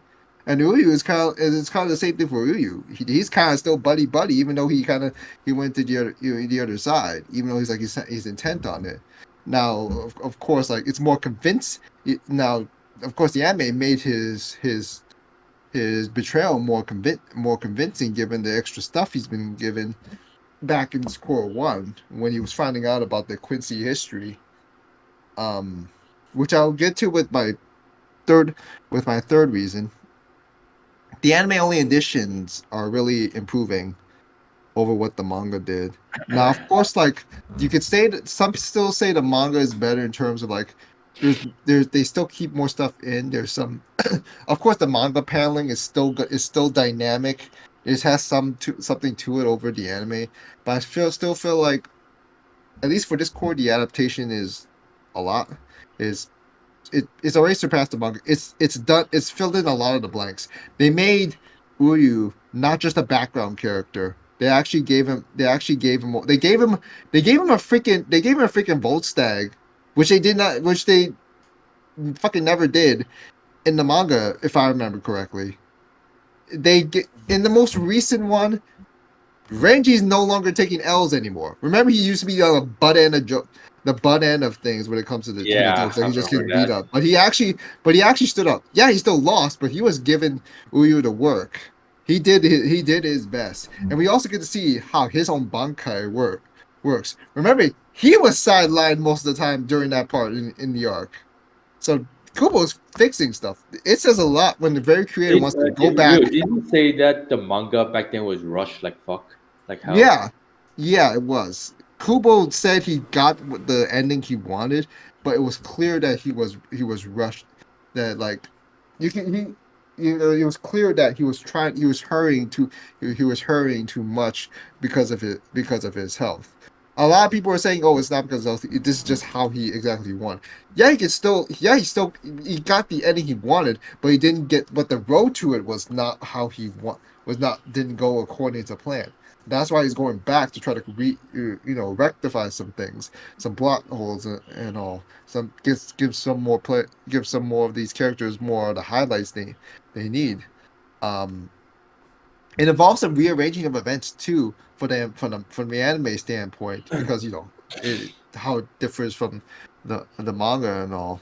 I know some other people who can break this down better than I can, but they're doing a lot. They're doing a lot better even in Core 1, in terms of how to direct it. The CG, when they said more CG, they don't mean like, oh, just all full CGI. That's what a lot of people try to doom about, and I don't know what they're doing is more with the camera work, and I'm usually not too. Most of the time when I praise good camera work, it's very rare, and it's usually only applies when I've seen when you see some stuff like I guess foldable. I guess I'm not counting Demon Slayer. I'm counting Faith, but they actually do it in a way that makes it really immersive, and they don't do it in a nauseous way. I've seen really bad CG, 3D camera work, where it just feels like the movements it's just so unnecessary. It's just necessary all over the place, and it just makes it can make the viewer feel nauseous. I've ran into a lot of cases with that. Gohan's was one of those culprits, and I'm not gonna harp too much on that. But yeah, they're really giving it their all. The problem is that Bleach will still have a lot of these weird haters, and which I can't I don't like. It is what it is, but it's just like it's so forced now and because everyone's just saying, "Oh, it's just thousand years still framed," and yeah, it's no longer that. It's moving more now. I know the original anime has its own thing. It has its own kick to it that really can't be that the current season cannot that will not have. But there's a lot that the current season does have, that the OGMA does not. And there's a lot, especially with the art direction is really nice too. Like the usage of all these colors is it's really cool, and it's kind of a comparison to how Dandadan kind of does its art direction as well. I bet in a very different way with all, and they're just using all these huge like high highlights with these colors for in Dandadan. In Bleach, it's kind of like a whole background setting, to kind of I guess set some sort of the atmosphere. I know not a lot of people are really um are a fan of that sort of aesthetic, but I personally like it. I don't think it's too saturated. Like there's a way to do it badly as well. If for anyone who's watched Undead Unluck, there was this one I think there was these episodes where everything was so red and not in a good way. It was like too much of a highlighted red, where it's just like you can't really make out much of what's going on. There was too much. It was not muted. In Bleach, they at least kind of mute the color so it doesn't it doesn't hurt the eyes or anything. But yeah. What else do I want to say? Oh yeah, there's Aizen. There's some fan favorites. There's Grimjow. Some fan favorites also came back. I'm pretty sure a lot of people got pretty hyped when they made their return. Um, but yeah, that's really all I can say. Really all I can say for now regarding this. And again, it's a more of a bias on my end but I don't. But there's a reason why like Bleach is so beloved, and I'm glad it's getting this proper adaptation. With Kubo, at least being more active and being more active. Like you rarely get this sort of this sort of position in terms, like, usually creators usually take a back seat when it comes to getting your stuff adapted. I've already discussed this with Uzumaki, which was a disaster. But this time, Kubo's just like, I'm gonna be active on writing these scripts, and the staff just went along with it, and everything's just doing fine.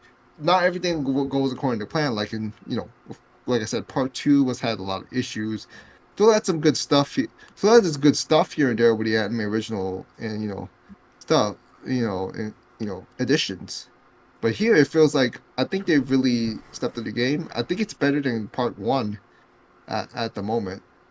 I mean, like I know I know it could be a hot take, but that's how I feel right now. And we haven't gotten to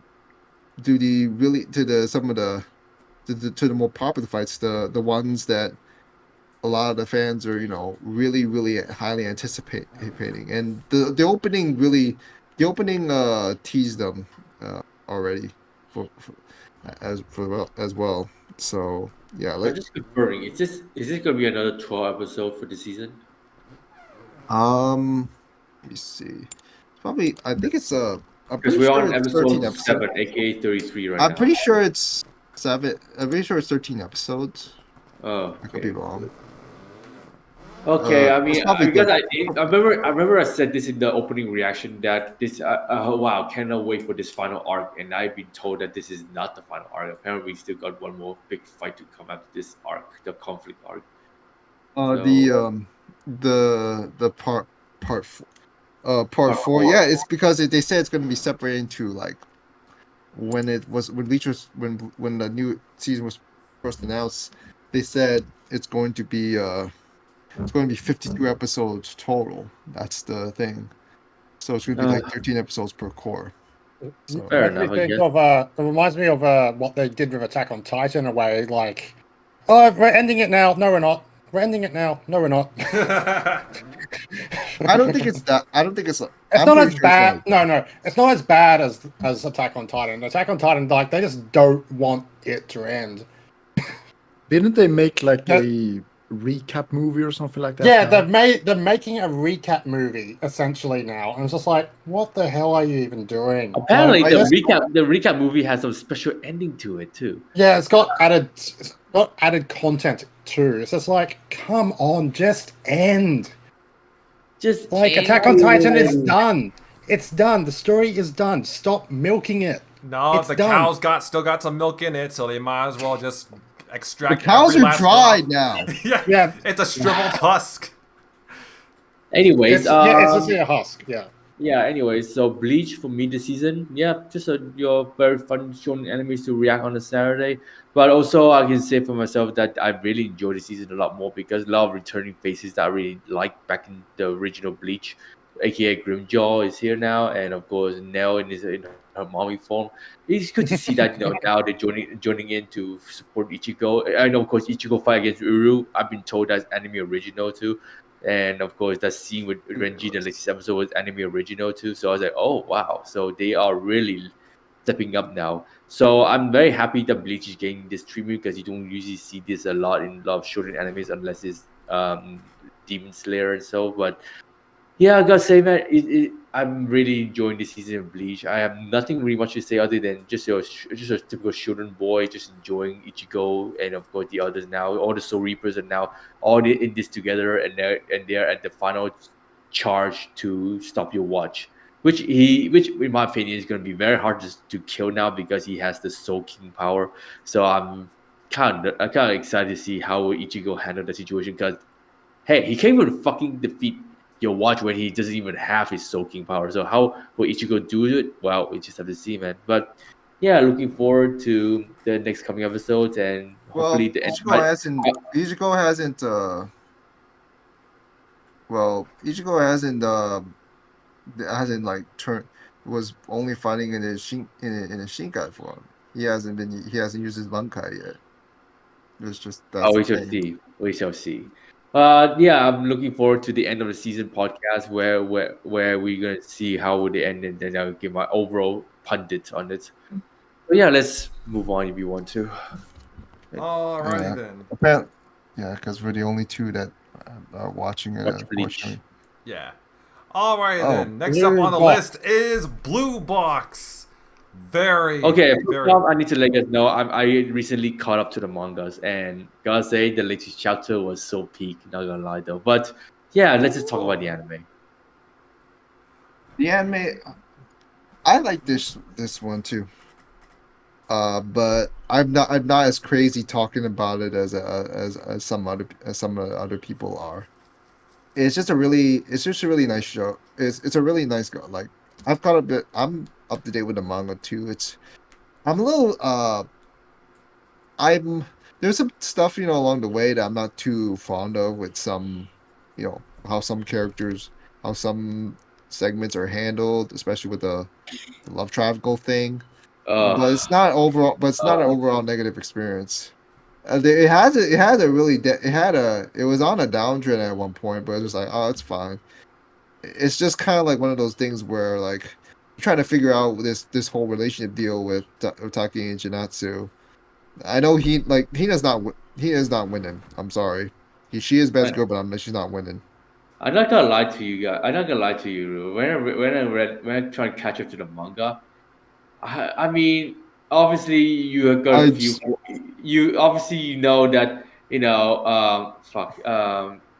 Shinatsu and Taiki are the main couple, but there's another couple that I'm more excited keen for than those two. I'm just saying. I'm not gonna say too much about it. I'm just saying that as when we get to like maybe season 2 or season 3 or maybe I think season 3. Oh my god! I think a lot of people will talk more about them than Taiki and Chinatsu. If it ever gets to that point. I think they will get to that point. There's enough source material, but we just have to wait until 2026 for that. But oh my god, I gotta say, Blue Box. God, as a manga reader, I gotta say, I think I prefer watching the anime more than reading the manga because, holy cow, the animation looks good. Oh my god, they get so much. They put so much effort into the character design. I think I like the character design in the anime more than the manga too. Like, bro, the quality to the hair, to the facial expressions, and oh, bro, this. I think it's studio called Biburi Blue Studio or something. I forgot what's its name, but they are doing god work right now with the animation. It's just incredible. Although I say more people complimented more on the visual effect, a lot of people were a bit mixed on the sporting aspect. Some of the badminton shots, the basketball shots, was like okay, not bad. I mean, it's not bad. At least it's better than Blue Block, but it's not bad. I say so. I say that I don't. the sporting Yeah, element. I don't think sports is really. It has sports in it, but I don't think it's a focus. It's a particularly main focus for the story. Well, it In is my one of the opinion. one of the tools that carries this anime because it has a very important part to play later in the manga. But yeah, so far, of course, so far what we see right now is just sports is just there for them to progress their relationship and allow Taiki to show off his character development. So you can see from the latest episode, which I think yeah, the latest episode, I think episode 8 was came out early. Yeah, I mean Taiki, he literally suffered from his defeat, but that really drives him when he sees Chinatsu smiling and stuff like that. So you can see that sports is just there to help drive the relationship for those two. But either way, I think like I said, this in my I think when I did my episode 1 to 5 reaction, I said that this anime is more focused on love on proper character bonding than the sporting element. The sporting element is just there to push them to get to that point. So yeah, I've got to say, if you want to watch this for the sports, be my guest. Unless if you're a badminton player, watch this anime. If if you're a basketball player, watch Slam Dunk because there's literally literally don't talk much about basketball. It's mostly about badminton in this series. But yeah, Gus. But this series is all very much about Taiki and Chinatsu, how they develop their chemistry for each other. Remember this: chemistry first, then the next step. But of course, China. Oh my god. I'm not gonna lie to you guys. I'm gonna be a little bit biased here. I think I'm going to support China more because of how much she really look out for Taiki. But of course, Chinatsu is no different too because they live under the same roof. She literally hangs out with him every day, 24 hours a day, and Hina literally have no way of winning that, but still she just keeps fighting to get Taiki's attention, and I'm really liking it. And of course, Akari Kito voice acting for her character is also amazing too. But I know that Hina is one of the losing heroine girls of the series, man. She needs to go to the losing heroine anime immediately because she is not getting the W anytime soon. But still, it's just good to know that at least Taiki is not like one of those like loner boys in the series. He's like one of those like in between boys. He's not popular. He's not the loner, but he's just like at least he can hang out with people. So it's good to see that Taiki is able to work his way around with Chinatsu and of course exceeding in his badminton career. But yeah, definitely Blue Box is very fun. But like I said, that what season 1 will cover is more like the base of developing their relationship. Season 2 is where peak happens. Hopefully. All right. I don't have much to say actually. I enjoy it. I do. I think it has good animation, and the story is kind of interesting. But I don't. It's not something. I don't have any like specific main focus that I specifically want to talk about. I guess the only thing is that Chinatsu is overrated and Hina is best girl. That's all I'm gonna say. But Brother, other than that, we're gonna have other than that, problems. I hate Yeah. that. Like every time we're discussing about, I hate the fact that this is just my end. What the I always wife go will back. watch. I always go back to. I always go back to like because you know what the fan of. I'm a fan of Blue Archive. Like Oh, the part where I when I hear Hina and Janatsu, you think of the I think lolling of from Book Archive. Okay. yeah, yes. It also I'm doesn't just help like, that oh, it's another shit. series with blue in it, huh?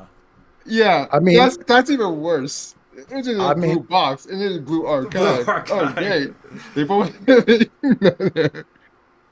well, I mean, she knows him better too, so it makes sense that I would cheer for her.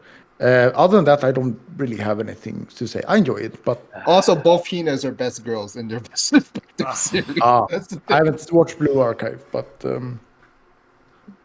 yeah, I'm done with my review actually. So I'm gonna see Kawaii Crew here defend Shinatsu. Go for it. Defend Shinatsu. You know what? I'm not gonna go into too much detail. I'm just gonna say that I still gotta give it to Chinatsu because I mean that's really they're the main couple, Taiki and Chinatsu. They just have such great chemistry. I guess I understand why you guys may like Hina better, or some other people may like Hina better, but I just think she just gets in the way too much when it comes to the main relationship. Now, don't get me wrong. I don't hate Hina. I do think Hina is very likable and very cute, and I do wish I do wish her happiness, just not with Taiki. Hell, if she somehow starts a relationship with Kyo, I mean that would be great. But yeah, for now I don't.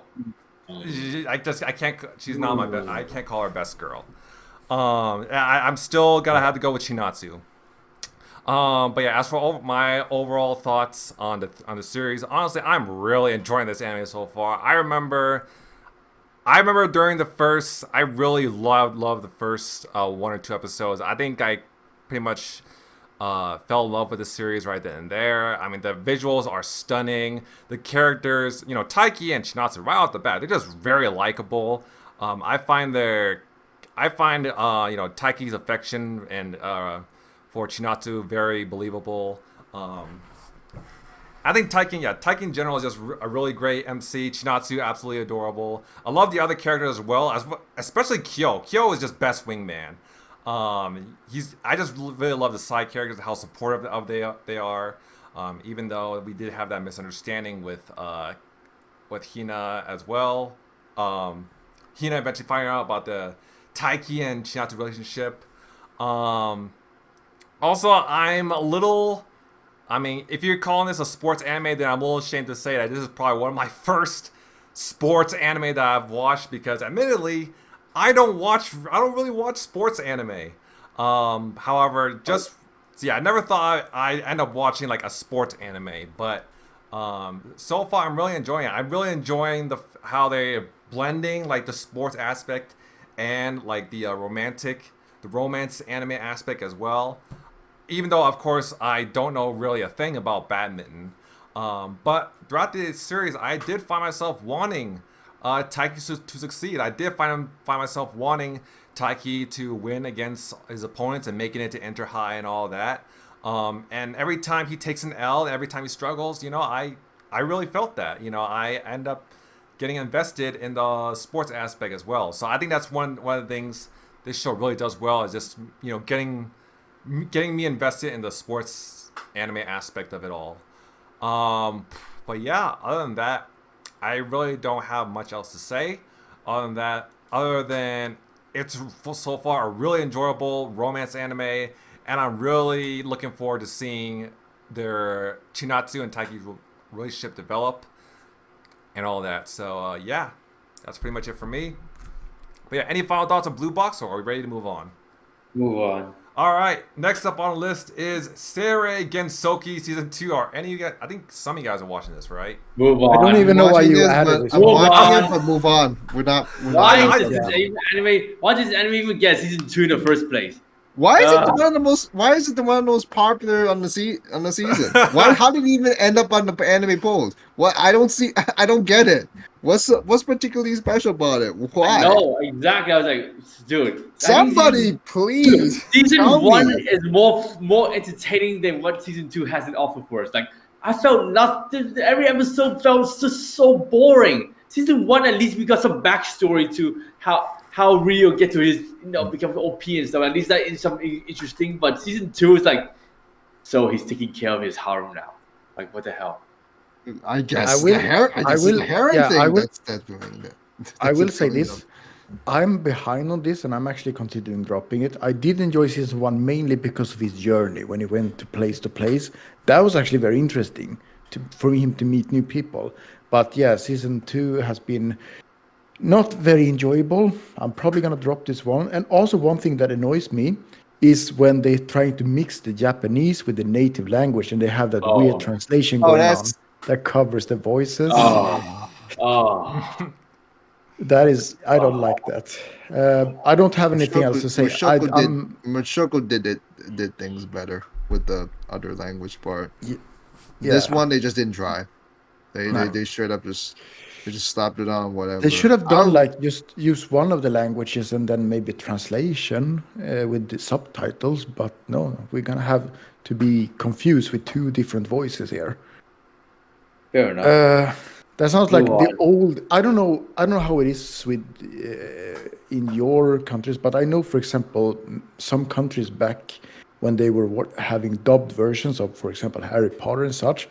Many people have like the voice actors actually dubbing for real. Then there are some countries that has the original voice, and then there is like this person who has everyone's voice. That's pretty much what I'm thinking about. It's maybe difficult to explain to you, but. If you haven't experienced it. I don't have anything else to say. I'm probably going to drop this one. Gotcha. Okay, good for you. Good for you, man. All right, I'm assuming you guys don't have anything else to say about this either, so I think we can move on now. Next up on the list, Arifureta Season 3. Okay, I can actually start talking again. Yeah, I can say this for now. Let Kawaii do the talking first before I start my mini rant on the series. So I got nothing to say. Can I start? I'm going to start. I got nothing to say about it. Yeah, I'm going to start. I'm going to say something. I'm going to say something controversial here. Arifureta has been getting better with each season. Season 1 was awful. Season 2 was better. Season 3 is even better. I've been enjoying this. Yes, no joke. This is actually good. This is actually a good show now. That's my controversial opinion on it. I'm actually enjoying this. Okay. Yeah. I think it's pretty good. Okay. I mean, I don't want to say too much about it, but go for it. Yeah. Kawaii, go for it. Oh, Oliver, do you have any other thoughts? No, I'm gonna save it for again. I haven't seen the latest episode yet. Again, I'm a little bit behind, but yeah. Last episode I saw was them taking on the Empire and like slaughtering them all, and I thought that was pretty great. In all honesty, like this doesn't shy away from the blood. It doesn't shy away from the gore. There's actually no CGI. It's all 2D made now. Yeah. Compared to season 1. Oh shit, you're right. Yeah, now I think about it. That's something I wanted to point out. That's true. Season 1 was full of CGI, and it was bad CGI. Season 2 had a little bit of CGI in it. And season 3 so far, from the first 4 episodes I've seen, no CGI. That's crazy. It's all 2D animated. This is exactly why I prefer end of season podcast, because we cannot say too much until we see the whole episode. Well, that's true. That's fine. But so far, it's 16 episodes. It's going to be 16 episodes. I mean, what do you expect? They're just trying to fight the kingdom. They're not fighting against monsters. They're fighting against an arrogant emperor. So well, they could still have like shortchanged it a little bit, like and add something CGI with like I don't know the attack. They will never mess up human to human fight combat. Okay, what I really want to see from this next episode next Monday. when they face against some monsters or golems or robots or whatever they're fighting inside the fucking tree. I want to see whether or not they use CGI or not. If they don't, then I have good stuff to say about it. But if they do, then there will be issues. But all that's into next episode. So that's why I'm, like I said, I know season podcast is what I usually prefer. But again, from what I can see for the last 4 episodes, I'm gonna get to that later. Kawaii. And I also love that, like, well, I find it absolutely hilarious that, like, with this, going back to OPs with this season, there's like, yeah, we're going to have nudity in the OP. No, like, what are we going to do about it? The ED. Sorry, the ED. Yeah, like, yeah, in the ending, like, yeah, we're just going to have almost full frontal nudity in the ED. It's like, what are we going to do about it? Like, this. That is hilarious to me. You know they're doing that just to get more people interested on the internet, right? Well, yeah. Hello, Mad Lad. That is what we call anime. That's what they do. Like, they have to get people interested to actually watch their shows. Yeah. Go for it. If you want to defend this anime, go for it. Just go. Just do the thing. I'm saying that it's gotten better. Like, you can't deny that the seasons have been getting better with this show. Like, if they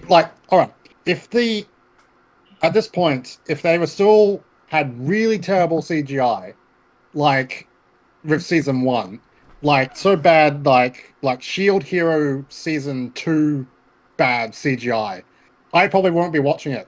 But considering the fact that it's the story is getting interesting, the characters are fun, like so far with season 3, I can't say that there might be like cutting content, like it's most anime does that, but yeah, I'm not trying to defend it. I'm just saying that it's better than what it was.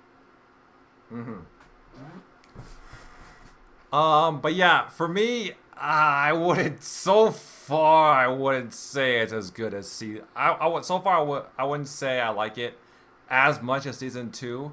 But I still think it's better than season 1 so far. I mean, then again, that's not a high bar to definitely not a high bar to jump over. But yeah, so far really we've only seen like one arc, so yeah, I can't really say much. But it's been enjoyable so far. I mean, we've got more of Hajime being a badass. We got more of our other, likable characters as well. More of our favorite characters. We saw some great bloody action as well. I mean, of course, mainly from the Beast Man straight up lopping off heads. So that was great. Yeah. And yeah, also they that's Shia's people. So it's great that they've been liberated and all that. Also, speaking of Shia, we got some pretty couple of great scenes from her as well. Especially during the last episode. First of all, we saw her fighting Grid Half, going all hammer time using her hammer. So that was a really great fight scene. Also, we got to see that very sweet moment between her and Hajime while they were on the tree. So, and her giving Hajime the lap pillow. That was really great. I really enjoyed that. You're cutting out a bit, Brew. Oh, shit. Yeah, I think... Yeah. Too far from the mic, maybe. Okay. Well... yeah, I think this mic's been known to do that. But did you guys understand what I was trying to say, right? Yeah. We got the general gist of it. Okay. Just so we're clear. But yeah, one thing, however, one thing I really didn't like about season 3 was, I also said this during my episode 3 live reaction, but mainly that one scene with Princess Liliana getting, well, for lack of a better word, sexually assaulted by her. That was pretty bad. Yeah, by the guys she was having an arranged marriage with. Now, I complain about this. Now, I understand. I guess I understand why it's there. I mean, you gotta give Hajime an excuse to come in and save the day. Again, with that sort of thing, though, like, we've sort of seen it as well with Ray Zero with Emily. Like, she gets kidnapped, gets stripped naked and like nothing happens to her, like, but sort of the same sort of like, does this really need to be here sort of argument, you know? So like, I haven't reached that episode. I know it happens though in ReZero, but anyway, sorry, I just wanted to quickly say that, like, what's really the difference here, you know? Like, it's more of like, why does this content need to be here sort of thing, just for, you know, the princess to be rescued. Like, anyone could have come and rescued her, like, you know? Yeah, exactly. And really, like, I don't think the whole arranged marriage thing has ever been really touched upon again ever since that moment. Like, what? It makes me really wonder, like, well, okay, what was even the point then? Because especially when you consider the fact that, you know, the dude that was sexually assaulting Liliana he's really nothing more than some generic scumbag. Like, he was going on about how, oh, I just love seeing girls in despair and all that. Like, come on. Like, I think I do have one little criticism about the last couple of episodes, at least I've seen. They mentioned that with the king, like, he's got the prince that ended up dying, but it was mentioned that there was a few other princes and princesses, but we don't see them, and like, almost like, so you've captured them, and they were going to potentially be killed off if he hadn't, you know, the king hadn't met the beastman's demands. Okay, why the fuck aren't they actually at the ball? Like, why are they not there? They, like, you're having this massive gathering of people. Surely your other, you know, children should be there. Like, did I miss something there? Like, it definitely said that they definitely said they captured, like, the other princesses and the prince quite easily. I'm like, hang on, but they should be at the ball. They should be at the celebration. Like, what? That is the only criticism so far I can think of. Right. Unless I, like, completely missed something. But yeah. But yeah, basically the main point, I think one of the main reasons why I really didn't like that one scene was that, honestly, we've seen it before in anime, and even back then, like, it wasn't as enjoyable to watch. And yeah, I get it, it's not supposed to be, but it's like, okay, do we really need any more reminders that being a female can suck sometimes? Like, it's... And plus, there should be other ways that you can make if you're gonna make a character a scumbag, there's plenty of other ways you could do that instead of whatever the fuck that was. So yeah, when that scene happened, not gonna lie, I was like, here we go again. Exactly. At least he didn't go all the way. At least Hajime came in time and just do what needs to be done. Yeah, but even the prince's death was pretty underwhelming as well. Like, okay, yeah, he got his head chopped off, but that was like, that's quick and easy. I don't think his head was chopped off. His throat was slit though, wasn't it? No, I think his head was chopped off. Yeah. Okay. And the reason I say that is because the reason I bring that up is because, like, yeah, it's great that he died and all, good riddance, but, like, remember, back in season 2, that one scumbag that stabbed Kaori, he got ripped apart by monsters. It's like, the author knows how to make a satisfying demise for despicable characters, so I think so for him to meet an end like that, like, considering what he did and what he said to Liliana, I think that's pretty underwhelming in my opinion. But yeah, other than that, Arifureta season 3, so far it's pretty good. I mean, it's pretty enjoyable. But I'm just gonna have to wait. Again, it's not anime of the season, but, like, it's good. Yeah, it's good. Well, I'm gonna say this right now. I'm not gonna have my final judgment on Arifureta until I watch all the episodes. Well, all 12 episodes first, because this is confirmed to be 16 episodes, by the way. So yeah, it is 16. So 12 episodes, and then I'll have my final verdict. But so far, I'm just enjoying it. There's nothing more to say about it, because I pretty much said all I need to say back in 2022 for season 2 already. Go back to the podcast and watch that. So, yeah. All right. Other than that, I think we can move on now. Next up on the list is Danmachi Now season this is my 5. territory. Now this is my territory. I can't say anything. I haven't seen any of Danmachi, so Me neither. go And you're knock missing yourselves on out. it.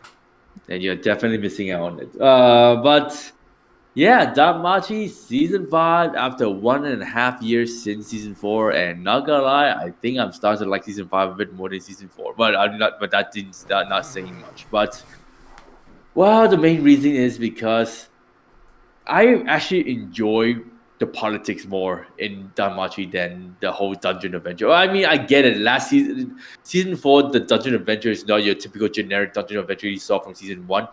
It's more like a redemption arc for Ryu. Ryu dealing with Juggernaut, which is, I gotta say, fighting against Juggernaut was one hell of a arc indeed. Seeing them surviving at the level 20 to both of them together and with limited resources, and they had to find every means possible to fight against Juggernaut. It was just like, holy cow, that season was fucking mind breaking, and I want to go back to it, reacting to it again.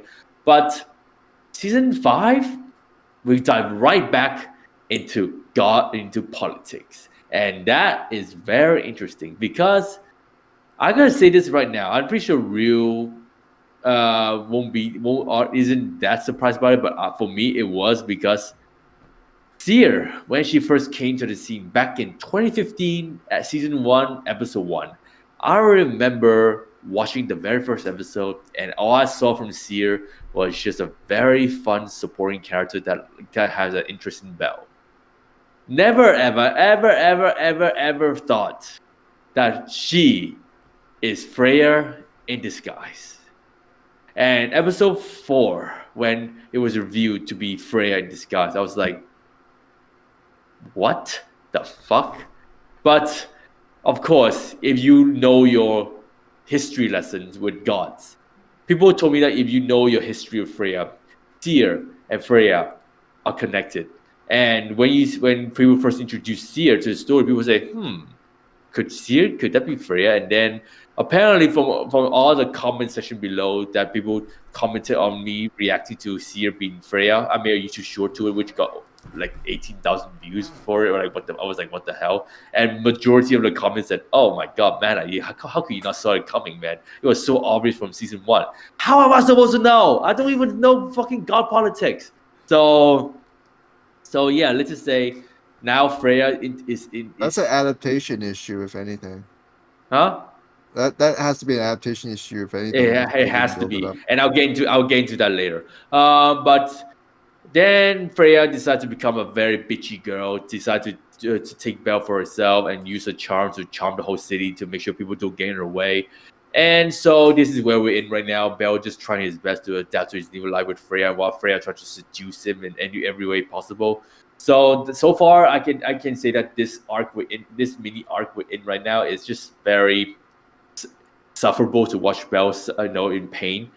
But that's about it. How much I can comment about season 5, because we haven't even get to the good stuff yet. But what I can say about season 5 is that I felt like season 5 adaptation is very bad, because if I have not read the light novel, I felt like there's so much stuff is being cut out from the anime. Like some scenes, like when you transition from Ice to this, and where apparently Ice was supposed to get more screen time, I was like, wow, I don't know.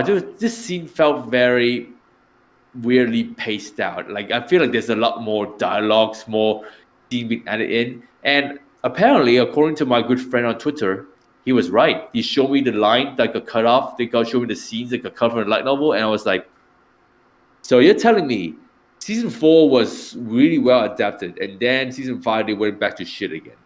I was like, it is what it is, I guess. Well, Light novel season never 4 was the more decent entry of Danmachi for me. exactly. And but we return to this ridiculousness where everything just feels so disjointed. It just feels like there's no weight to most of these moments. It just feels like I have to deal with it feels like I have to deal with an insanely obsessed bitch who just wants to stick it with the poor and protagonist. It's almost It's like insufferable. It's insufferable. It's annoying to watch. The latest episode just hits it home, it does. and It really does. and by all means, I could, like, if I just had zero talents, I would have dropped it right then and there, because that's how bad it is. Like, there's nothing for me to really, have me convinced that this is to have me convinced about that situation. I really don't like the part where she just brainwashes everyone too. That's just feels, I She don't is know. just an To me, that overly feels obsessed girl. to me She, that feels like a cop out instead of something like trying to manipulate others into do it. so That's where I would have given more credit, but she is not for literally that. she's worse than a yonder, to be honest. Yonder girls at least they're trying to kill people, but she just want to keep out for herself and use a familia for her own greed and just manipulate the whole city with her power. Dude, you're a goddess, for God's sake, Freya. You should know, you should do better. But Bell. Apparently, she's overly obsessed with Bell because of Bell's unique trait in his power, which is apparently can level up really quickly. I really doubt Freya likes him as a likes him. She only likes him for his what he has in him. But late in the latest episode, I feel like She's not thinking the best interest for him either. If he wants to no, try, exactly. he wants to acquire him. She only thinks So how can she expect to use him, to the fullest to begin with, if she's not if she's not doing it for if she's not doing it for his own good? She wants to believe, she's trying to convince herself to believe that it's for his own good, but it's not. She's not made any convincing. She has not given a Bell selfish god. anything convincing, anything remotely convincing enough to say, like, oh, it's okay. Oh, my side is better. No, it's not. No, trust me, it's not. I feel like The the part where the part where she said, "Oh, the part where she said you can have his child," just that almost set me off. Like, I think she said that because as a goddess, she couldn't have baby with a mortal. But that's but still disgust. That's still yeah, I disgusting. know it's still disgusting. I was like, what the fuck, Freya? This is so messed up. But yeah, but to be honest though, if you think about it, she's just a very selfish god.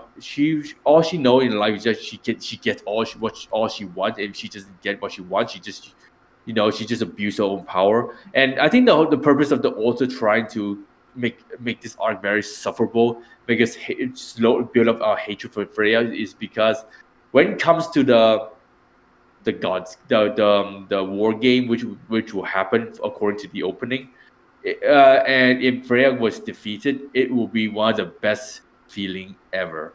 And that's what the author wants to build up to. I want the reader to keep reading it.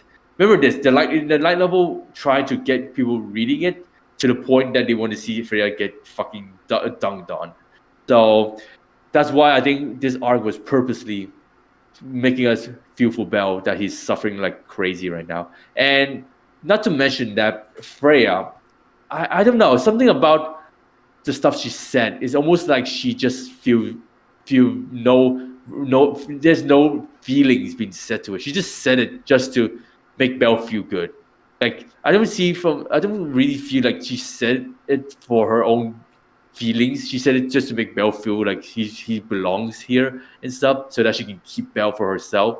So it's a very selfish action by Freya, and I get it. People trying to defend her and stuff like that. I know there's some Freya fans saying that, oh, you should not be saying that to Freya. She's a goddess that she don't really know much. All she knows is about always taking things and stuff, always winning. It's like, yeah, that's exactly what makes her bad at. So it's she is a goddess. You have to assume that I do not care if they're familiar. They should still at least know better. And you have to think, how is she running this business all this time?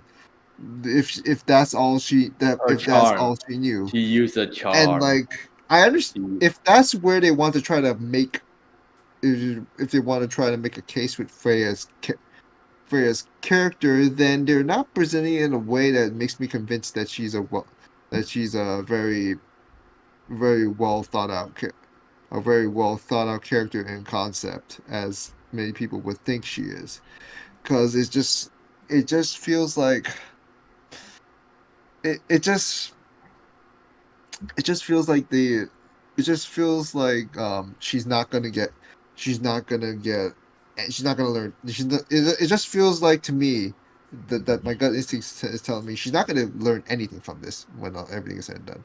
She's probably not gonna get punished enough when everything is said and done. War game. It's probably just gonna be on Belle to just somehow forgive her, Which you love will. everyone else, Which you will. because that's how Belle is. But Yeah, which you but will. just like I don't blame Belle for that, because that's how that's the chivalry in him. But it's just like that's the way you're just gonna pass it off like that. That's not to the benefit of you or the others or the other side. If you're gonna do, I don't know. Now I've not read I've only read like the first few volumes. So I don't know how everything plays out. But I'm not so sure if it's gonna go down. If this is gonna play out the way it wants. It doesn't help that they're cutting corners when adapting either. So yeah. Oh well. We that- just have to see. We just have to wait to episode 12, 16 in order to see how whether or not Freya will actually develop from what she experienced. But yeah, so far Danmachi fun. God politics and see her date with Belle was not gonna lie was actually a lot more enjoyable than I think. But then the light novel stuff being cut out from it is just so depressing. It's just JC stuff how they dealt with light novel series nowadays. But yeah, I mean, like I said, I'm enjoying it. It's one of my best performing anime this season for my channel, and I just want to see how will Belle. I mean, I've been told that next episode is where shit really comes down now. How will Hestia takes action now? So I'm looking forward to the preview to it on Monday. But yeah, other than that, I'm looking forward to more Danmachi greatness every Thursday. Even though I'm finding this arc very painful to watch right now. So yeah. All right, other than that, it sounds like we're ready to move on now. So, next up on the list, Shangri-La Shangri-La. Frontier Season 2. I'm watching it, but I'm nothing to say about it. Same Really? here. It's just fun. It's That's fun. all I gotta Exactly. say. Just fun. Just fun. Just fun. Okay, and it looks like Andy Pote is not back yet, so I don't know if he's watching this either. It looks like we can move on now to the next anime on the list, Sword Art Online Alternative GGO Season 2. So- Again, fun. That's it. Fun, Fun, and that's just. it. I'm not. I mean, Yeah, I'm not fun. really interested in. I'm not particularly interested in the GGO spinoff. I'm admittedly not particularly fond of. I'm not particularly crazy about anything related to SAO nowadays. It's just there. It's just I don't even know what to make of what's being done with season 2. It's just Season it's 2, there's I'm nothing. pretty sure There's nothing to it's really. just here. There's nothing to really interest me in terms of what stuff they're doing in terms of the gaming. This whole It's just thing, more the tournament recent art. ones with the recent one with with setting up the betrayers. Oh, I can kind that I felt like that could have been something interesting.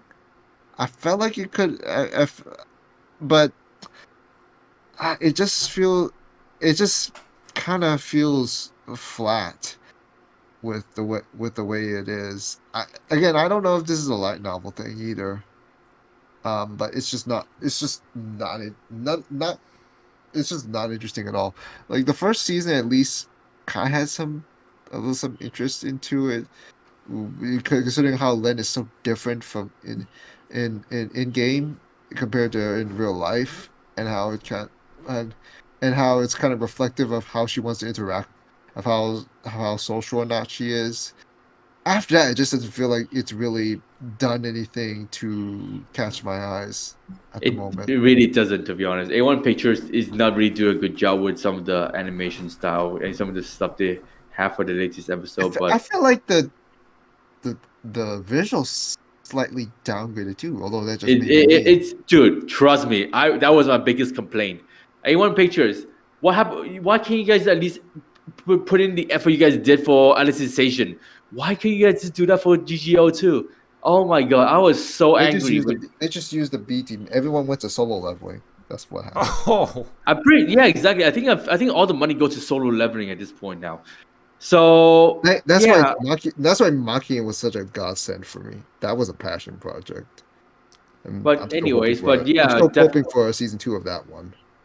But yeah, definitely. I'm actually looking forward to see how the next episode goes with Pito versus Len. But before all that, gotta say this season, like what Ryu said, it's just a very weird season where they just add more tournament arcs and just allow us to see the same characters that we saw back in season 1, which is like fucking 6 years ago. How much we remember from season 1? Not a lot. So just allow the same old characters to fight each other again for one more time and get to see how they handle Len team again. Even though the whole betrayer stuff was just so, not gonna lie, I'm not a big fan of it because it literally allowed Pito to have the license to pretend to be a betrayer and just go and eliminate everyone from behind. That is smart thinking, by the way, by Pito. But I was like, I mean, it's definitely Pito way of doing things, I guess, in this case. So definitely season 2 is a lot more interesting in terms of how they do the fight scenes, but everything else we saw from season 2 is pretty much a recycle from season 1. And the opening sucks, and the ending was. Yeah, I'm gonna be hot take right. The openings, I usually like Rona songs, but bro, Rona. The visuals is good. The song is. Dude, I was so disappointed with Rona's song this year. This time, like, I don't really feel the energy from the song compared to what she sang from the previous essay openings and stuff and ending. So Rona really fumbled in this opening, not gonna lie though. But the opening was like, nothing really too much to get excited for, to be honest. But the ending though, oh my god, I never knew. I'm gonna say this right now. I think Karen is actually a really nice looking girl. She's tall, she has a nice body, and I really hope we get to see more of her, but that's not the point of the series. But it is just like incredible to see the fact that the ending really focused on Karen a bit more than Len, which is good. But for me, watching Sword Online GGO, it's not because I'm a Sword Online fan. I'm the reason why I want to continue reacting to it is because I want to dedicate this anime because it's one of the first anime I've reacted to back in 2018, April 2nd. That's when I start picking up the camera and start recording myself. I really hope I have my old channel again because all the reactions is there. But this anime, the reason why I still want to keep going with it is because of the memories I've made from watching this anime back in 2018. So that's the best thing I can say about this anime. Yeah, for me, I'm also like, I don't really feel too strongly about it either. It's fairly enjoyable for me. I actually really do like the OP. I heard like some of the I heard it's mainly the visuals that have been lackluster, but honestly, I really like the song. The visuals, of course, are just whatever. But yeah, going back to the rest of the series. I mean, to be honest, I like many other people, I'm sure, I don't remember much from season 1. It's been like what? 6 years. Yeah, 6 years, 6 whole years since season 1. So yeah, I barely remember the characters outside the main group. I don't remember much at all. But it is nice to see it is nice to see the gunplay again. As quite a big gun nerd myself, it's really nice to see all these recognizable guns that the characters use. The action's been pretty great. It's nice. It was nice to see for a while Pito and Len and working together as a team, as a squad against the other players. That was really cool. But yeah, the action was very enjoyable. But once we got to the whole betrayer once we got to the whole betrayer arc or like the whole betrayer part of the battle royale, I'm gonna be real. I think the whole thing is fucking stupid. I think the whole thing is just really stupid because, okay, because let's think about this for a second, okay? They set up this whole squad royale thing, but then at the end, they're all like, "Oh, we're just gonna throw that whole thing away. We're just gonna make our own squads with betrayers from each other squads." And I'm like, it's like, okay, first of all, no actual like battle royale multiplayer game would actually do this.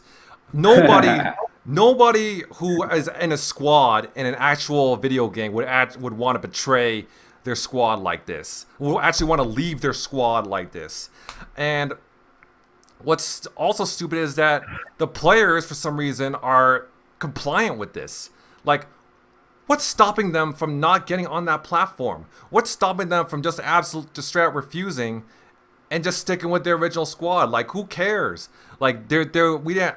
Now, admittedly, I haven't caught up with this show. I'm like 1 or 2 episodes behind. But so far, I haven't seen anything that says like they're gonna get banned or anything like that. So I don't understand why everyone's so compliant with this. Hell, like when the betrayer squad actually met up with each other, there was this option that said like so and so wants to invite you to the squad, yes or no, and they all clicked yes. What's preventing them from clicking no?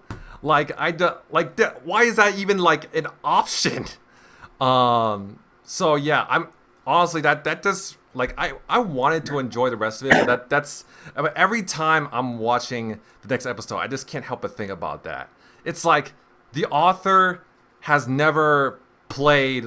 Like, I'm seriously doubting like if the author even actually played a multiplayer game in their life, because the whole thing is just the whole betrayal aspect is just nonsense to me. But I mean, whatever.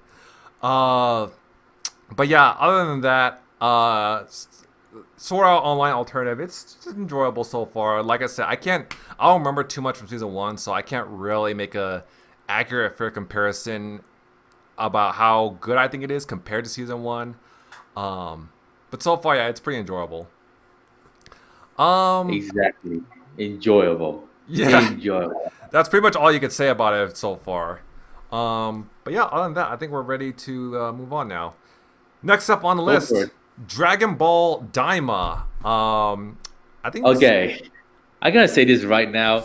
The only reason why I'm reacting to this anime is because it does well for my channel algorithm. That's what I'm saying right now. So what you saw from our YouTube short is that it's just me reacting to the fight scenes. I will not react to the talk scenes, and I don't even understand much what the hell is going on with Dragon Ball right now. The only reason I'm doing it is because it benefits my channel algorithm. Understandable. Anyone else watching this? Yes. Hang on, I'm just gonna get my notes. I just completed eating. Thank God I have time. Right, there we go. Yeah. So I'm actually a big Dragon Ball fan myself. In the past, I read the mangas. I got them when I was a child, so I have a big heart for Dragon Ball, and especially Dragon Ball Z, or Dragon Ball Z, I think it's pronounced. For this new Dragon Ball, I am not as strong. Not a big fan of the concept of, we're gonna turn you all into children again. I find that to be kind of weird, to be honest. The one thing I do want to mention a bit in this show that I do overall like is the animation. That's good.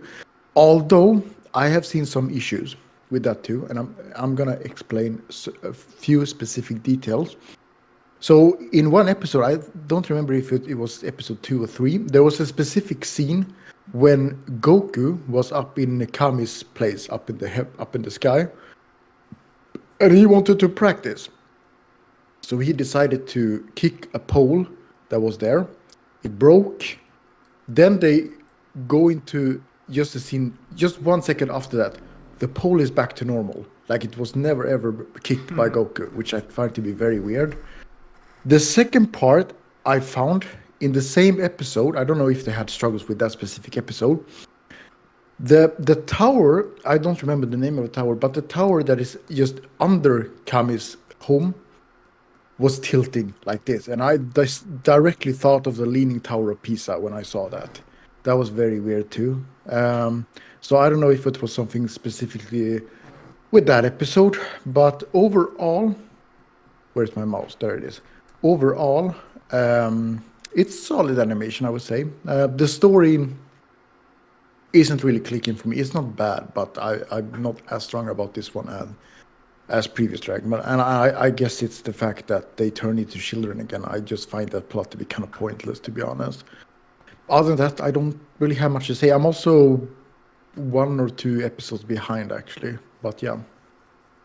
I don't feel anything about, I'm not like, I'm mainly not too crazy about Dragon Ball as a whole, so you could just kind of figure how I feel about Daima here. It just feels like, it just feels like at this point, like it's a posthumous script at this point, and with all due respect to it, there's nothing I have against it. It's just that for me, I just don't, there's nothing really that entices me about the plot or about this new look. The action scenes are still pretty good though. They are, yeah, I agree. the designs are all right.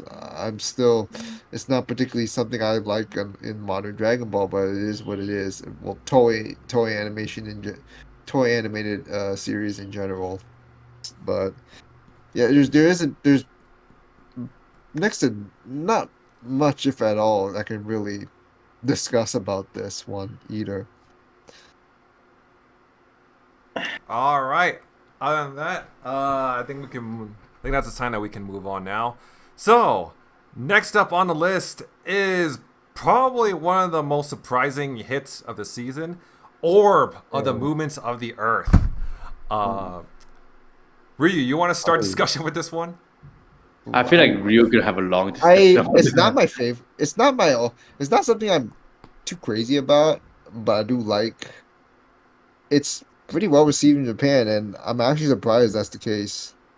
This is by Madhouse, but it's not. It seems to be more by the B or C team. It's not a crazy looking production by any means, which is kind of disappointing when some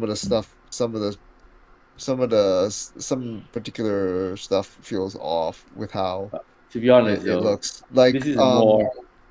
I feel like you're about to say something. Yeah, this is more like Holland Saga or something. Like basically focusing on Holland history and how the whole politics of space studies and now gender racism and going on in the latest episode.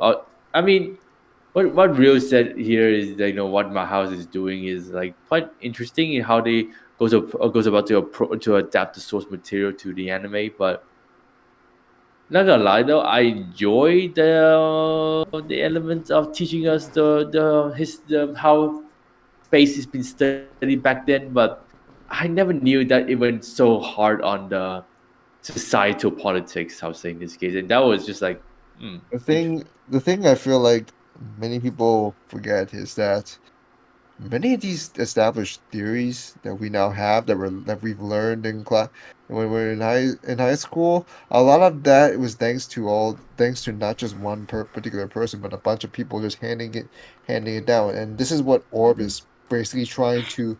That's the kind of story Orb is trying to tell. Yep. And like it really stuck out to me with the first few episodes. I think it was episode around I think it was episode 3 where it feels like the big turning point. Turning point. Yeah, that was the one. That's when the MC just got burned away. Yeah, because he made a stand. He could have had this comfortable life, but no, he chose to stick to his belief because of what he did, and because of what he did, he set in motion for what's going to be something along quite the revolutionary movement along the lines. It's good. It's not again. This is not just about one person trying to make a move, make the movement. It's about about a bunch of people down the line. The ending visuals literally, it was literally made it more all the more obvious about that sort of story. And so far, it's doing a solid job. I'm not gonna be too. The production value is not particularly crazy though. Like there are a lot of scenes that they nailed in the manga for sure. Like the part where you got the bunch of eyes looking down at Ozzy as he's this whole belief that like they're just looking down at an ugly world. The thing with how like this is why this is a big why such stuff like this back then is such a big deal is because a lot of it is based around the church is basically one where controls beliefs, controls like control. It's basically it's kind of like they control everything with the politics and all, and like going against trying to state something against say something that goes against that sort of established belief is basically would be considered a criminal act to them. That's why it's so dangerous. That's why it's so that's why like stuff like this trying to find the truth, it's hard because people by nature are hesitant to give up their beliefs on things for something unfamiliar. They're afraid of the unknown. They don't want to feel like what they believed in all this time was wrong. It's understandable. Even now, is kind of this is more or less a thing. I'm not saying like everyone should just go into panic and doubt everything. It's just how it is with trying to just figure things out, just figure out like what possibly did the person before me, what did they miss, what was overlooked, what truth was really hidden. And like there are only so many people out there that are brave enough to try to go across that line to figure out about the truth. And like there's kind of some stuff like that even happens now to a much lesser degree it's more with the little things, but like back then, like if you're trying to start a new revolutionary theory, you're viewed as a threat, you're viewed as a criminal. And that's why you got to be secretive about it. That's why one of the key characters going on right now, Baladi, is making calculated movements about it. So yeah, that's what because of how the gravity of the situation here. Novak is a really good antagonist too, especially that he's voiced by Kendro, which makes it all the more interesting. But that's all I'll say. I got a doorbell ringing. Sorry. No all right. Sorry about that. Yeah, so I think it had a strong start at first. The first 3 episodes, I think, was very interesting with the main character, Rafal, and him going against the church because he learned from the old guy that he kind of saved. And I found it to be his character to be very interesting and everything. And I do like the twist at the end where I think he poisoned himself, if I'm not mistaken, and so that was a very good twist. I will say though, after episode 3, I'm not feeling as strong about this one anymore, and I think the main reason is that I don't feel as strong about the new characters that took over after him. I get the point though that the whole movement should be because of several people, not just one specific person. I get it. It's just that these specific new persons after him doesn't give me as much as the first guy did. The next part I want to talk about is Novak. And I feel that I remember the episode where Rafal poisoned himself, and Novak was in the basement with him, and he actually started to panic and everything. And I thought for a while there that, wow, we're gonna see a real progress here in Novak after this. He's gonna change his mind maybe. But it feels like that was something temporarily, and later on he's like the same Novak as we've seen before, unless it's because he wants to protect himself maybe, because he might get in trouble if he starts doubting the thing belief before. the thing is Novak, he is quite intense because despite what had happened, he wants to do whatever it takes to keep that status quo, even if it means going, harming other people, and because you have to think about the dangers of like, if something comes out with stuff like this, people start to, you think about the possible panic of start to doubt the church, and the church is in disarray because of that. There's a lot of things going on, and as the reason why Novak wants to keep things in line. He's at least he's one of those people, but it's from the outside it looks like he hasn't changed though. So that's where, but yeah, I had a feeling that might have been the case actually, that he's just hiding it. We'll see in the future, but I don't have anything else to say. Not as strong after the first main character died, but it is what it is, and I do get the point that he's not the only one in this journey. There's several people involved. Yeah, for me, I'm still.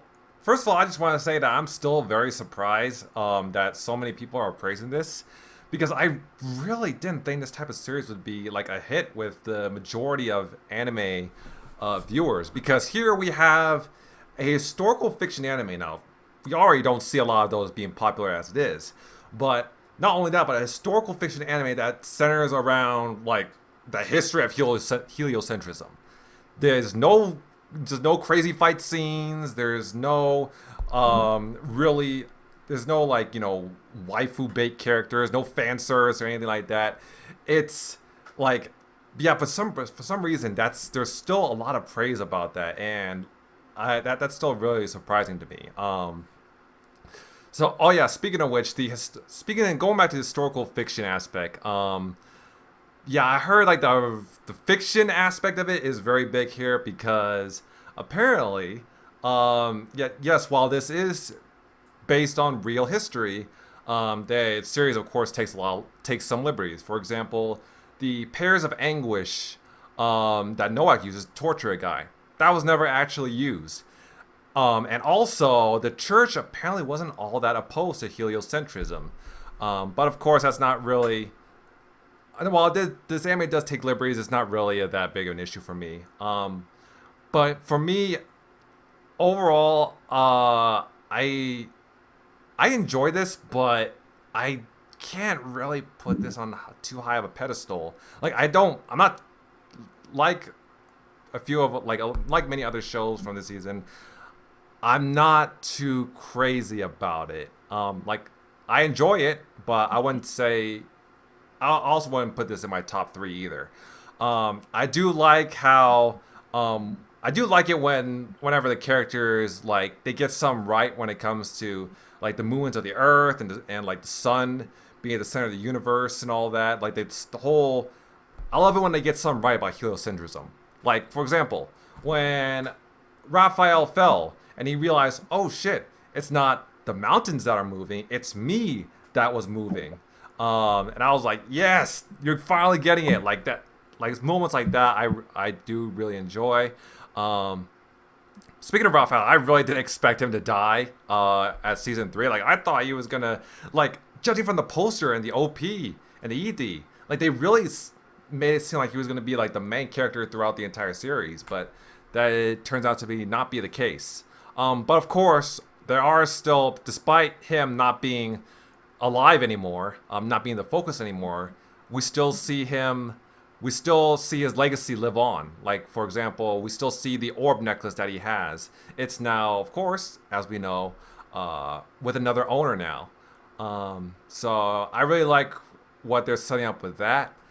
But yeah, other than that, there's really not much else I could say other than it's been a really interesting series so far.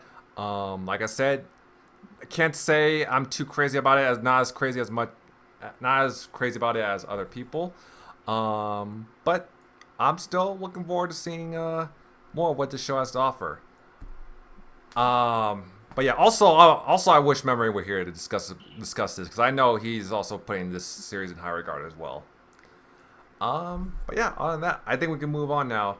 Next up on the list, I know some people or two are really looking forward to this. Ranma half, or Ranma 1.5. I have to start on this one. Yes. Because I have a lot I want to say about this one. Of course. So first of all, this is 100% my anime of the season. I don't know about anime of the year yet, because usually when I count anime of the year, I count when they're completed. So I don't know if this is going to have 1 or 2 arcs, 2 cores. I don't think that has been announced yet. But we'll see. Hasn't. Yeah, so we'll see. I hope for 2 cores though. That would be great. Well, if it follows what the remake of Yura Yatsura, then it will probably be 2 cores. I hope so. I really enjoy it. And I mean, me also saying it's anime of the season, it kind of personal reasons too, because I read the manga as a child. So I'm very, very much passionate about this anime. I do like the animation. I think Mappa has done an amazing job here. I think maybe some people's criticism might be, although I haven't heard it, but I would understand it still if it's too colorful animation. Maybe I can get that. I still think it's very good. I do have one criticism about the animation, and that is only that, because in fact this is Studio Mappa, and the remake of Yura Yatsura, is a different studio. I'm just double check which one it is. David Production. They've got pretty much they got the same animation. I'm like, you're 2 different studios. You shouldn't be the same. You shouldn't have the same animation, and yet they've both got the same animation. I'm just like, what? But yeah, it's a minor issue, really. It's a minor issue, yeah. Sorry, continue, please. Yeah, so the next thing also, I do think, for someone who has read the manga, I think the adaptation has been very well so far. I've only seen like a few things they've skipped, well, because it's normal to skip sometimes, right? But I think overall they've been very faithful to the manga. And they also added some original scenes, which I think has been fitting very well. For example, there is one scene where Kuno is going into the locker in the classroom to change like Superman. They don't have that in the manga. There's another part where Kuno confesses to female Ranma, and Ranma turns into ash. That doesn't happen in the manga either, so that was very well done. And I do like the moments with Ranma and Akane. I think that's one of the main reasons we watch it, to watch the romance between Ranma and Akane, and I really enjoy that. Now, there are some issues that is not really related to the anime itself, but more Twitter when it comes to this show, and I'm going to go into those. So the first thing, and I get that some people don't like it, but the first thing is the censorship that some people are complaining about. Because the main focus of this show is not to show nipples on a gender bender character. That's not what this show is about. And also 99% of today's ecchi anime is censored in one way or another. This is no exception. I don't know if you guys saw, I actually had a debate with someone on Twitter yesterday where I told him, because he apparently said, the censorship ruins everything. And I told him that, this is pretty much how all ecchi shows are today. They're usually censored. His counterattack is, gushing over magical girls. And I'm like, that show has a completely different focus than what Ranma has. Ranma is not focused on showing the ecchi or nipples or anything like that.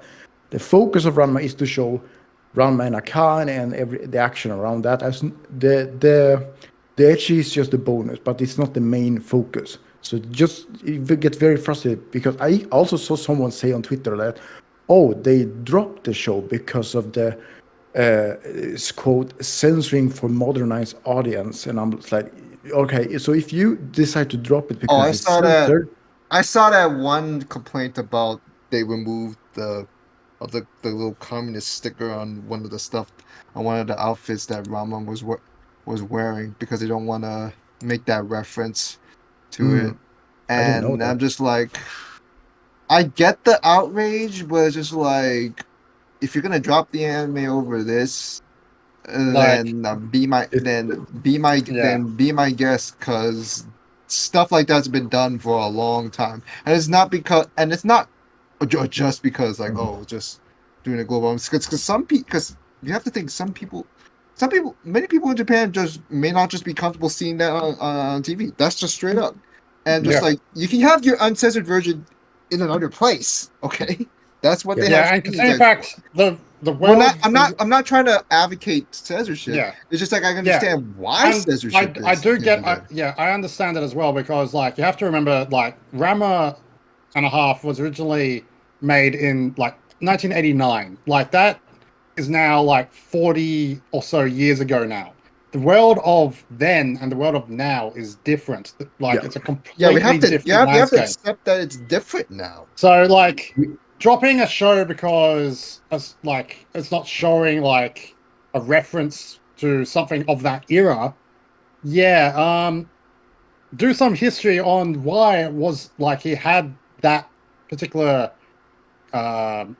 signature back in 1989. There's a reason for that.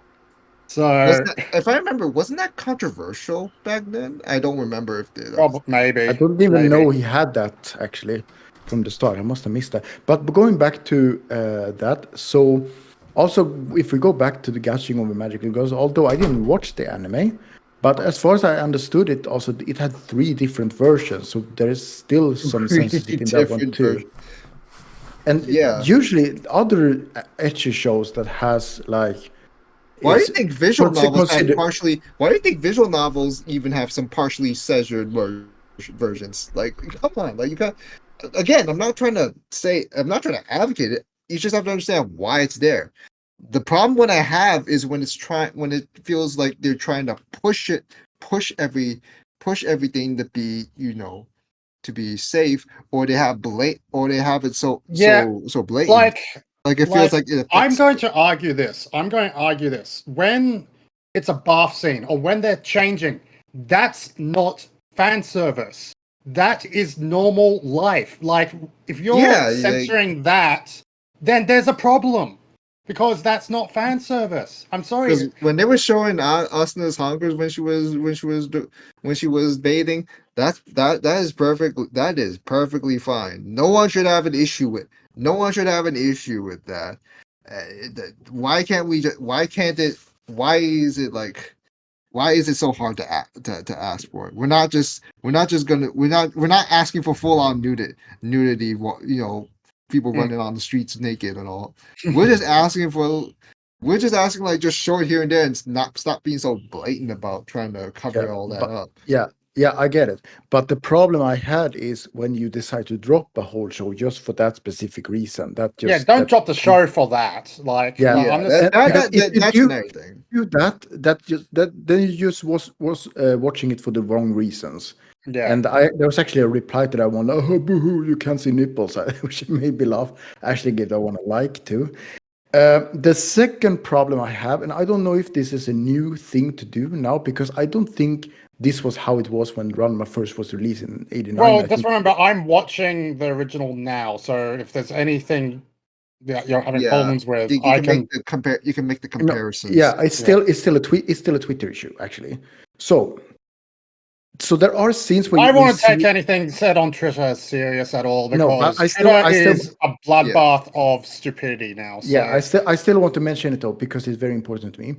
So the things sometimes we see these wholesome moments, right, between Ranma and Akane, that's very romantic, and sometimes it's that Ranma is a girl And then I see some people say that, oh, this means Akane is bisexual. And I'm like, no, she fell in love with the guy Ranma. That just happens to be a girl sometimes, but she fell in love with the man Ranma. It's very, very important. There are also people say that this is Yuri, and he's not Yuri. And that makes me a bit upset. Don't get me wrong. It never came off to me as her Yeah, being it's not bisexual. it's definitely not It's a just Yuri a part. show. It's just part Yeah, I think of the issue that Rama has to deal with. Yes, she has not shown. To me, she's not shown any interest in the girl Rama. He shows interest in the boy Rama. You know, right? Yes. And I think that's what I meant. Like this, I don't think when people watch this show in like '89, they probably weren't thinking like, "Oh, this is Yuri's show" or stuff like that. It was just. I don't like, even think that was a thing back then. No, it wasn't. It's a new thing apparently on Twitter, which makes me a bit like. I love the fact that we get a remake of this for people to see the old classics that are. This is what I don't like about newer anime fans. Yeah, exactly. They don't get it. They don't understand what it actually means to be an anime fan these days. Yeah. So I still want to discuss that one actually, because this is. I want to get something correct here. I do enjoy watching Yuri anime actually, because many of them are very wholesome. But you have to be able to separate actual Yuri from this. This is not Yuri. And this is not the first time I've seen it either. I've seen it in other animes that is not Yuri. One great example, Hibiki Euphonium. Yes. The girl is in love with the male teacher. Not really into it's fun to ship, but they're not really into each other. And also, we have to remember that one of the girls is in love with the male teacher. But because we see her together with Kumiko, we're like, oh, it's Yuri moment. No, it's not. So this is not the first time, and I'm like, please separate real Yuri from this. There's nothing wrong with Yuri. I actually enjoy watching Yuri, but please see the difference. That's very important. That was my rant, really, about Twitter, the whole censorship and the fact that this is straight romance, nothing else. But other than that, I don't have anything else to say. I think, as I said, this is my favorite anime of the season. I enjoy it a lot, but mostly because I read the manga. And I'm as I said, I watch the latest episode and then I watch like an episode of the original. And the original, because it's all over the place. Like I'm watching sometimes I'm watching stuff that happened in the anime, like in the remake, like 2 episodes previously. So unfortunately, that's why I was going to bring up. Like, I'm considering like watching more, and then if it comes up, like I will do more comparisons, because it seems like you guys are enjoying those. Like, speaking of which, the latest comparison change is that in the remake, like Acne is in like at the dojo, but like doing like breaking the stones and all that because she's upset over what's the name of the doctor again? It's Tofu. That's it. Dr. Tofu, yeah. But in the original, like she's elsewhere. She's on the river, like throwing stones. Like, and that entire conversation happens there. Yeah, because I can say that as a manga reader, that I've seen some of the pictures of the comparison, and I gotta say that the remake is much better at adapting the manga than the original. I haven't watched the original, but with the pictures you sent, it feels like they got the manga more correctly. And also, I feel like from the pictures I've seen with the comparison, the facial expressions and the emotions look more powerful in the remake than it does in the original. So I think that's a big plus, actually. So I gotta say the remake, based on what I've seen without seeing the actual original, but from the comparison of pictures, yes, I do think the remake handles the manga better. Also, I actually think, from what I remember from the manga, the angles of some of the scenes actually is with the manga, which is actually very great. The mapper has actually adapted the manga to a T. Like, I know I actually don't think they're even skipping anything. They're literally like Well, it's just scene for scene remake. very minor parts I know, they have like skipped, some but it's people not are saying, something major. some people are saying that like, oh, it doesn't capture the charm of the original. We're not talking about. We're not really so much talking about that. That's a subjective deal. We're talking about like, are they doing things right with what the source material is trying to Yeah, offer? Because and I they do. remember like, and it is. because I remember the original had a lot of filler that I personally I don't haven't. feel like Luckily, I does much justice for. haven't reached any of the filler yet. But I'm thinking I might. Well, I'll probably still watch the filler, but I will just like skip over it. Really, like I'll just watch the next episode after the filler and get back to canon stuff. So at that time, but yeah, I think they're doing an excellent job with Ranma and a Half, the remake. Absolutely. It's they're doing it for the most part, scene for scene. And let's actually talk about the cast, because the cast is doing a Same fantastic cast job. as before, actually. Also, No, it's not. No, it's That's not. what people have said. No, that's a lie then, because it's a brand new cast. I'm even looking at it right now.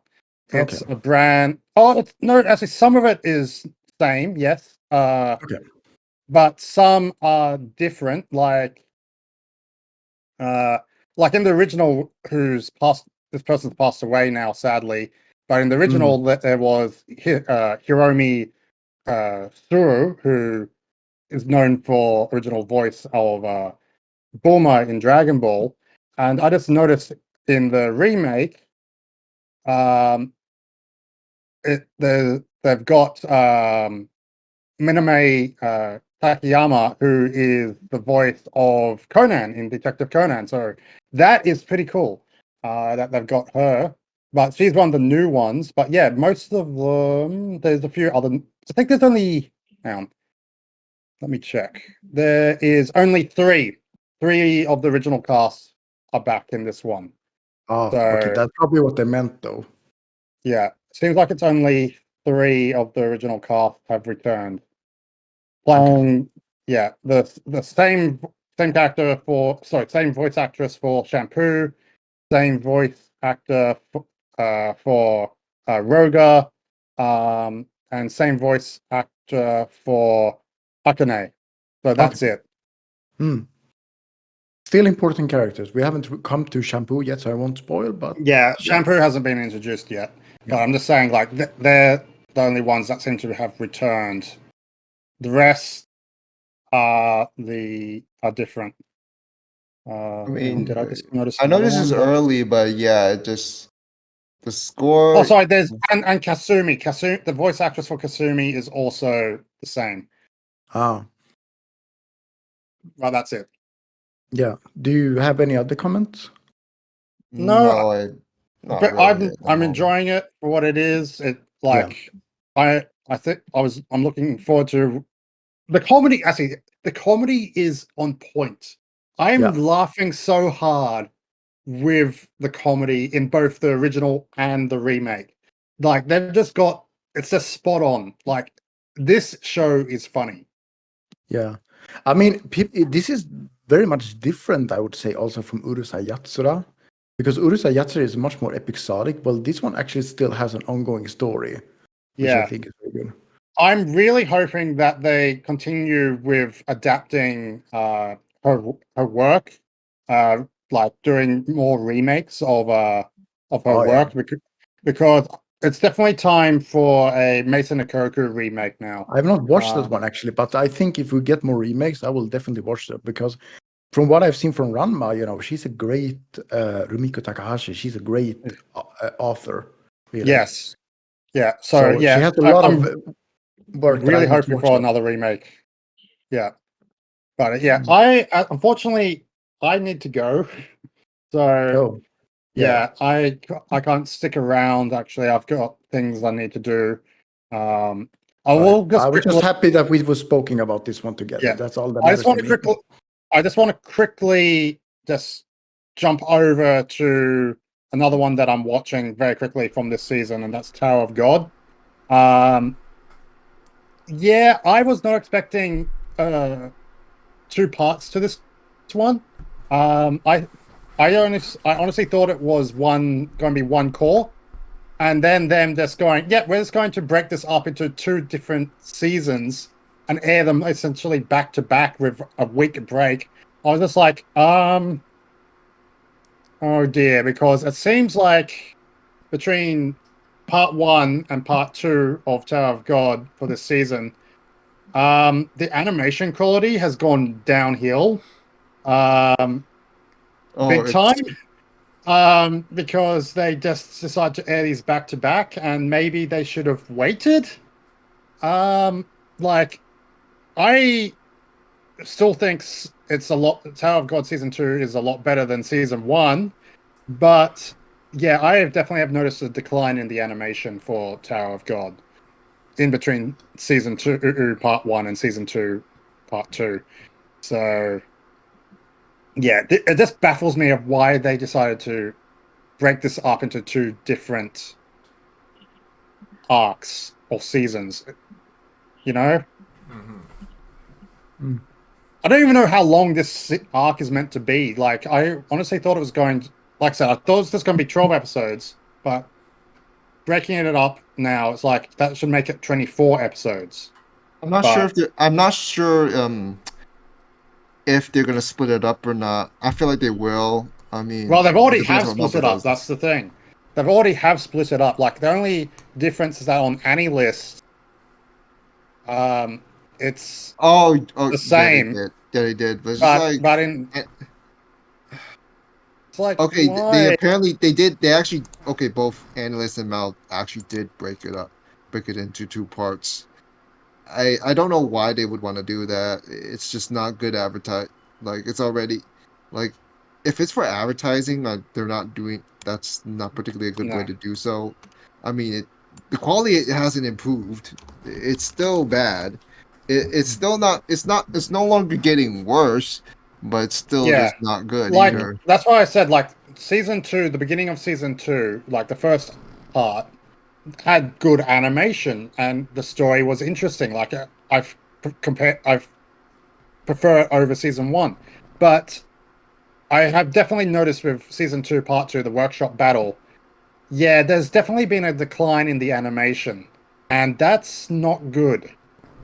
And I'm thinking it's because they rushed it. They decided, we're just going to air these 2 back to back, and yeah, no, it hasn't worked out, unfortunately. But we'll see. I'm still enjoying the story for what it is. Like, it's actually made me want to read the manga instead, which season 1 didn't. And I'm enjoying the characters, and that's all I can really say about it. Like, Power of God exists. Like, right. Anyway, I need to go. So thank you guys. Yep, thank you for joining the podcast. Finally be in the podcast again. I'm sorry I have to rush off, but yeah, I've got things I need to do. Yep. Enjoy the rest of your podcast, guys. All right, see you, Oliver. See you, Oliver. Bye. So he's still at Ranma. I don't know if Ryu or Mada has anything else to say about Ranma. Me? I already kind of said something there during when I joined in. I don't have anything else. All right. Alrighty then. I think we can move on now. Next up on the list is anyone else watching? Honest, like, I'm only gonna really talk about. Yeah, but I don't have anything to say about. I don't have anything to say about the rest. I actually dropped one of the stuff from the rest. That's how I attended an all guys mixer. I dropped that. I'm actually dropped a lot more shows than I have this season than I have in the past several. Funny enough. Good for you, Ryu. Good for you. And it's more so, thankfully, because I'm glad you finally got your character development arc. I'm not. I'm still trying to be a completionist, but it's just like, if I feel like this is 100%. I'm just more open to dropping things. I feel like it's just. I feel like I'm better off doing other stuff. Yeah. And because I'm going to visual novels more, it's a little bit more of an encouragement to just drop this one, to drop some particular ones, because, like, I'd rather not have my time chipped away for just to suffer some episodes of this particular series or whatnot. But yeah, I'm glad you I'm raised watching that. Yakuza, but yeah, I'm not fond of that. I don't like the I'm like glad you it got your feels character development. I'm so what happy. the one thing I have to say about the Yakuza Fiance thing is like I just don't like that. I just don't like I just hope no one needs to go into a relationship like that. It's just not Uh, something I feel like it works out. uh, It feels like it doesn't feel like a believable, a tangible relationship, and not even putting realism in. This is a show. This has a lot of these weird directions with their cliches and tropes to where like you want to have this weird sort of relationship with the guys in the Yakuza group. This girl and this girl's and this is just a normal girl. Then this as and they just kind of just get like I need to check what is it about. It's just I don't uh, I'm not particularly fond of these sort of relationships. I get it will it'll have a lot of fans, but it just that's just not me. This whole Yakuza thing, this whole Yakuza sort of thing is just. I feel like that's. I feel like that's the. If that's the main draw, then then it's not doing too well. I mean, the manga's is fairly high rated, I guess, but it's not something I feel. It's not a. It's not a particular story I'm really a fan of, by all means. should I start? Hmm. Yeah. Well, where's the fun, man? Come on. Oh my god. Yakuza Fiance? Trust me. I understand what you're trying to say here. This relationship they're in right now is one of the most toxic red flag relationship you ever seen. But again, remember this. Oh yeah. This is a Yakuza world. This is a Yakuza world. And you know boys are never loyal in a Yakuza world. And you know, when he was introduced to the story, I already know that he's a playboy. He is not gonna take the relationship seriously. He fell in love with her by her just talking shit to him on the very first episode and supposedly selling her kidney for money. So he fell in love with her for that. I already can say that that is 100% not how you start a beautiful relationship. That is how you start a very toxic relationship. And I gotta say, that is spicy, and I am so down for more of these really toxic relationships. But of course, our beautiful red hair girl want none of this. All she want was a normal life. Well, to be honest, her life is never normal when she lived in a Yakuza family, but she just have a very chill life in Osaka. And then one day, arranged marriage happened, which is very common nowadays in a lot of like rich families and Yakuza families. But it's just the fact that how she's able to play along with it, adapt to it, and able to talk, able to not to be scared to talk back to him like that. Oh my gosh, she is best girl for this season. All right, top 5 for me for this season in terms of how she dealt with herself in the current situation she's in. And even though I can understand that the story is not really much about those seeing those two develop the relationship, it's more like seeing how she survives in Tokyo with him, and basically him just going around fucking other girls. And literally, dude, in the latest episode, he slept with another girl again, and this time is her cousin, her fucking cousin. So I was like, oh my god, you can't be serious now. He is 100% a red flag, and I cannot wait for her to beat the shit out of him when she find out about his dirty little secret. So, well, like I said, Yakuza Fiance, it's a fun trash anime for the season, fun romance for the season, and I'm enjoying it so much. Even though I know I know that some girls out there will enjoy the series for having a very abusive boy in the relationship, but trust me, this should not happen in real life, man. Well, I mean, obviously, this will happen in real life because there are some people like him, but just don't be like him, man. Don't be encouraged by him from watching this anime. That's all I'm saying. But like I said, I cannot wait to see whether or not she beat the shit out of him, or will she just play cool and just forgave him for having sex with other girls behind her back. So yeah, I have nothing much more to say. I'm waiting for the final episode to finish, and then I'll have my final overall thought to it. And yeah, that's all I can say. For me, I actually feel like I kind of want to like this series more, but it's so far like I guess I don't hate it, but it's just not hitting for me. I think so far I will say the best thing about this series for me is probably the OP. Actually really fuck with the OP. Really catchy song from the Oral Cigarettes. I still think is, in my opinion, probably the best song from them since Kyoran Hey Kids, back in Noragami season 2. But yeah, other than that, going back to Yakuza Fiance, it's like I wanted to get behind the whole romance aspect of it, but as where it stands right now, I just don't feel like the romance is really going anywhere, because really, it's so far it's very one-sided. I mean, it's really... Was there any romance, to be honest? I don't even feel there's any romance developing in this anime.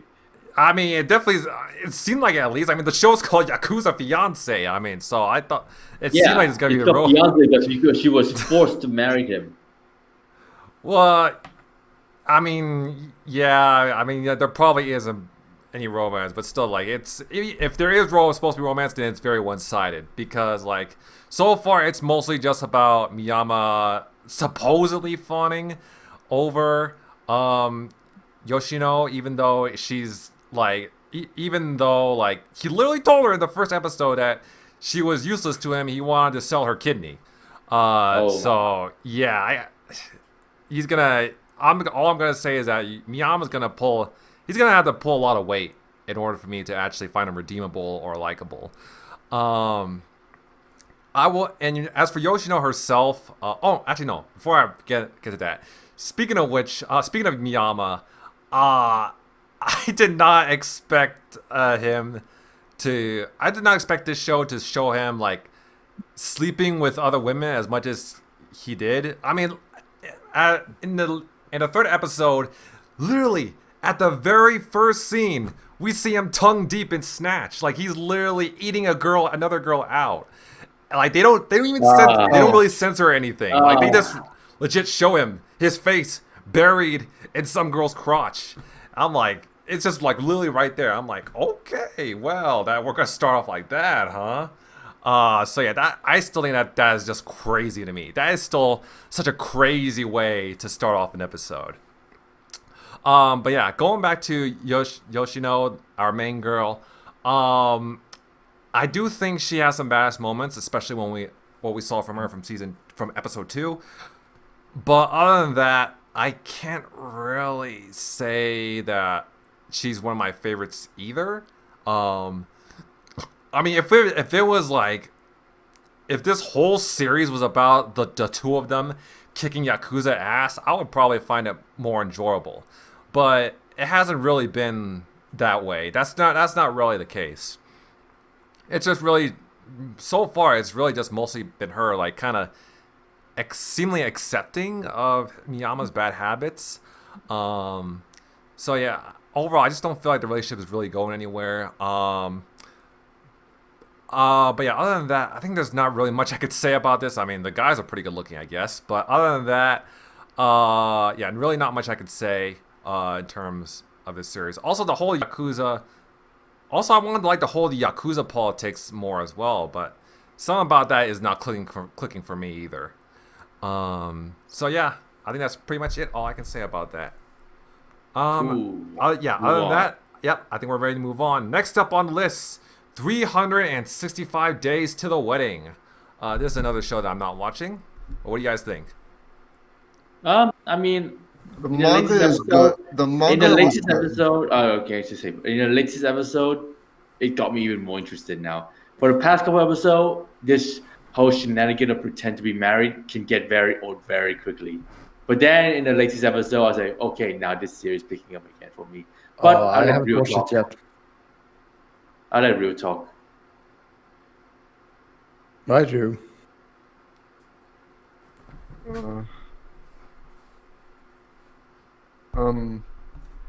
Hold on. Should I talk first, maybe? Yeah, what happened with Matt Lad? He just kind of just abruptly got cut out there. I I don't have anything to say. I don't have anything to say here myself. Well, okay, I guess I do. The manga is good. The anime just feels very flat to me. I can't really put my finger on it, but it just doesn't feel like it has that sort of, you know, this sort of engaging. This sort of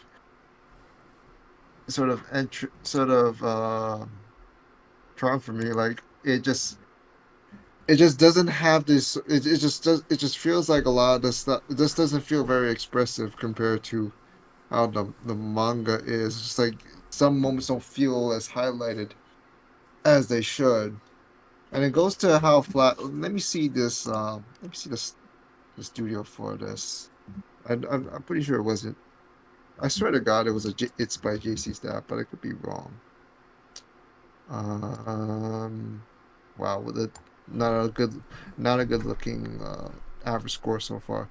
Oh no, it's worse. Ashi Productions, not a particularly good studio by all means. A very mediocre studio, although I feel like maybe back then, I mean, it's not a new studio or anything, but it's back then.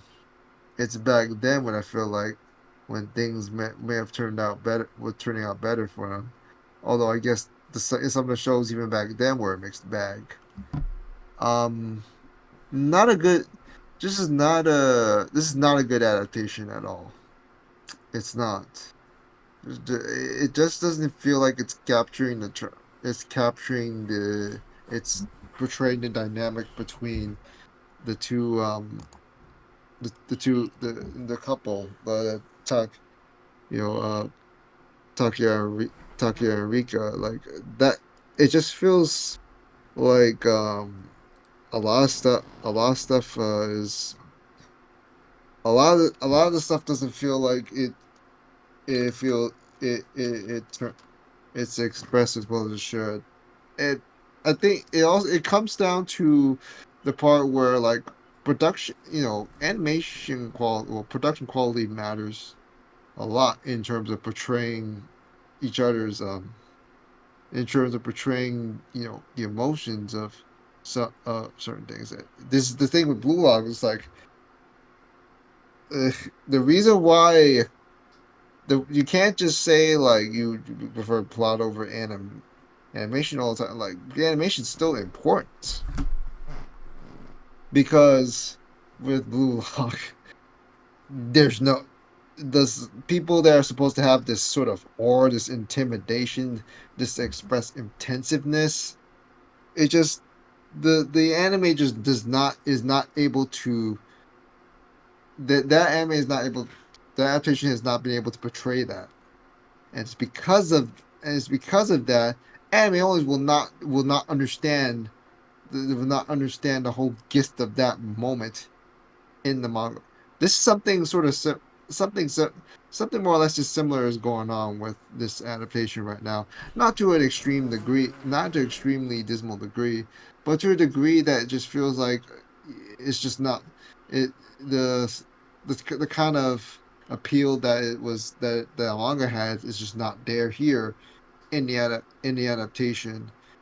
And it's just one of those adaptations that just fell to the weight, that just didn't get the that just was not lucky in terms of getting a production karma, whatever you call that. But I mean, if you can look past it, at least it's not trying it. I wouldn't say it's not trying to cut corners with adapting material too much, I guess. But that's about the best thing I can say for it at the moment. Right. I watched this one too. I will say it's nothing too crazy. I agree with that. I cannot compare it to the manga because I have not read it, but I do find some enjoyment with this one, especially many of the comedy. Actually, I like. Example when Claudia showed up and she started wearing the sailor uniform. That was pretty fun, and also they speaking English. There was also the scene, I think, not the latest episode because I haven't watched it yet, but the episode before that where the guy got divorced and he went to the bar where the bartender looked like he escaped from the aquarium. That was pretty fun character design, and he started acting like a monkey. So there was some fun comedy here and there. I will also say I'm surprised by Rika, actually, the main girl, because looking at her from first impression, I thought she would be a lot more emotionless. But it turns out she actually does show a lot more emotion than I thought, which is kind of cute. And wait, where's my mouse? I can scroll to my notes there. And I did like the fact that they actually revealed to the grandma in the car and she pulled the brakes like, we're lying here, we're not supposed to get married. And after that, she's like, no, you're getting married. And she started to take care of Rika. That was pretty fun. Other than that, I don't have much to say. I agree with you guys. It's nothing too crazy, but it's somewhat enjoyable, I think. All right, then. I think we are ready to move on now. Next up on the list, do we have any other thoughts on Tower of God Season 2? Because I know Oliver also talked about his thoughts before he left. No? The next two, though, or it's three. Oh, man, I have a lot to say. Oh, gosh. Okay. I guess we're moving on. What was that? I only want to talk. The only thing I can really have, I'm really particularly, I would only be somewhat at least willing to talk about a little bit would be Natsume Book of Friends season 7. We haven't got to that one yet. It's in the list. Yeah, we'll get to that. We'll get that later. But yeah, next up on the list, oh boy, tying the knot with an Amagami sister. I dropped this one. I tried. It's not I don't blame you. There was a time. I don't blame you, man. I don't blame you because even I dropped the manga, man. Like I just gave up reading them because there's literally no major development in the story. Like I know there's some stuff happening in the manga which will be adapted very soon in an anime, but after that it's just like, bro, it's almost like the author ran out of ideas. Like he had no idea the stuff he allowed the girls to develop from, just so mediocre. I just couldn't really get my head around enjoying it as much as I enjoy. By the way, the assistant of the author of Quintessential Quintuplet is the one that created the series, and I gotta say, it's not doing a good job right now in the latest chapter. So that's why I don't blame you for dropping it because I guess even I've started to feel a little bit irritated by some of the three. By the way, the three girls, Yae is the only likable girl in the series. Yeah, she's great. The others two. The other two is just a fucking recycled tsundere and a fucking annoying kundere. Whoa, hang on, yo, are you talking about Asahi? Yes, I'm talking about Asahi. She's not annoying. She is annoying. No. Is she the one with I can orange agree hair, with right? that. She's the one with orange hair, right? What? No. Asahi is the one with the. She's the youngest one. She's the one with the bluish white hair. Okay.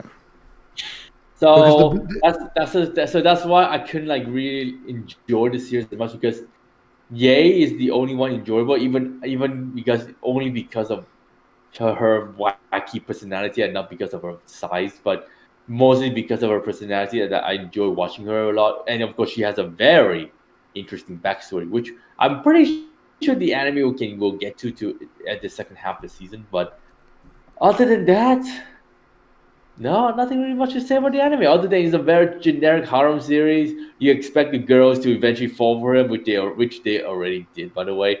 And it's based in a shrine. It's Shrine business, and we had learned a bit about Shrine, and only took 3 or 4 episodes to know much about Shrine business, and that's how much I really get out from this anime. And they try their best to make it appealing. It's not, the manga is even better than the anime, to be honest. And some of the line being delivered from the manga to anime, it just don't felt as impactful as how I imagined it to be. But that's about how much I can really say much about this series, other than some of the arcs that. Oh yeah, by the way, the arcs that's coming up. Oh man, I'm glad you dropped it, because I can see Anipop be furious by this girl's action. No. I will have no. you, and I'm very glad Anipop dropped it about kawaii, since you're watching it.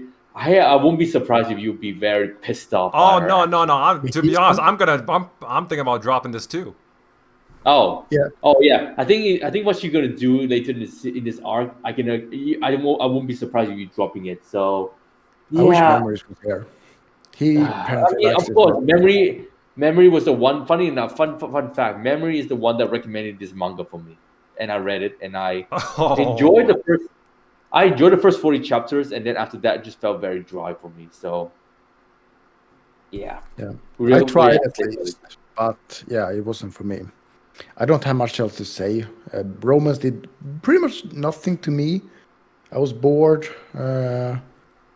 and yeah, like I gave it some patience because Memory said like, "Oh, you have to wait until the interview arc is over and then the romance starts." I tried the romance; it wasn't working for me. And also the thing, I know Kawaii Crew mentioned it in the Discord channel too. The evil guy changing his mind at the end, where he tried to kick them out, and then it's like, well, I'm the last guest here, so now you can live at the temple. That was very weird. Congrats, you passed. I'm like, he Yeah, was testing them. I don't have any. He was a scumbag trying to test them out. That's what I can say. I don't have anything else to say. I dropped it. yeah, like I said, Anapo, I might drop you. I might join you on that boat. I think I might just drop this too. In fact, I might just, after this podcast, I might just update my AnyList account. Because like, yes, while I like Yai and Asahi, like, they're just not enough to save the show for me. Like, when I watch episodes of this series, I keep thinking, what is it like? Is there really anything here that separates this from other harem anime that I've seen? Like, is there really anything that makes this show stand out? That makes it more enjoyable than other harem anime that I've seen? And the answer really is no. Because really, there's just a lot of generic shit about it. Because like the three main girls, they're literally archetypes that we've seen before. Especially Yuna, who's just like the most egregiously cliche tsundere imaginable. Yeah. But the other two are great though. Also, you got the whole, as we already mentioned, that one dude who blatantly insulted the Amagami sister's mother, and at the end, like, he just comes across as just some really fucking generic scumbag that you're supposed to hate. And I really still think it's a little horseshit when he was like, "Oh, congratulations, you passed. I'll keep supporting the shrine now," even after all that he said and did for them. Like, he literally deliberately sabotaged their social media campaign, and you're telling me that he still gets off with no repercussions? Like, get the fuck out of here. That is some grade A bullshit. And I wanted to like the main. As for Uryu as a protagonist, I want to like him more, but he's not doing. He's kind of disappointing me with every episode.